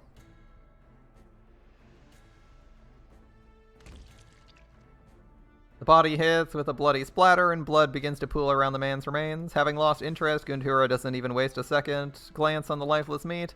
He surveys his retainers and roars at the top of his lungs. We will commence our invasion of Yamato. Note that, as I recall, Genghis Khan demands that you surrender, and if you surrender, he doesn't kill everyone. Just pointing that out. As I recall, that's how Genghis Khan's MO was. He sends you a messenger, and he tells you surrender, and he won't kill everyone, and then he kills everyone when you decline. So, not giving options here. Just invading to kill everybody. Alright. Show mercy to no one, man, woman, child. Trample down all the people of Yamato. Show them that it's Uzurusha, that I am its rightful ruler. Okay. I mean, so far, all we know is that he's super power hungry and is invading everyone around him, so he just wants a bunch of power. Alright. I mean, killing the messenger also makes me think he's just on a huge power trip. Doesn't he give like 3 days, and if you don't accept, he obliterates the city? Yeah, exactly. That's more or less what Genghis Khan does. He's like, because he knows he knows there's a decent chance you kill the messenger, so he gives you basically a timer. He's like, okay, we're gonna invade. We're gonna invade if you don't surrender, and he just waits because he knows he's probably not getting a message telling him fuck you. So he waits. Anyway, I try to suppress the large yawn, but it won't be denied. This guy's just like going out, but he looks like he's, despite his appearance and his origin story, he's just like villainous general on a power trip, you know, the usual kind of people. I try to suppress the large yawn, but it won't be denied. That's quite the yawn. Guess I'm a bit sleepy. I glance up, and little by little the eastern sky is getting brighter. Usually I'd be snoring in bed at this hour. This isn't the first time I've gone with Kuon to morning market, but I could still use a nap. Haku? Thanks for coming. Alright. Oh, thanks for coming. And this will probably be the last scene we have that's nice and peaceful, and everything else will be super stressful as we're being invaded, right? I also don't actually know how big Yamato is. It took us like 10 days to travel from the south to the capital? So it looks like we might be like 10 to 15 days march. 10 to 15 days march to the borders of Yamato. So we're probably going to be in trouble pretty quickly. But that is the last scene we're going to be seeing tonight.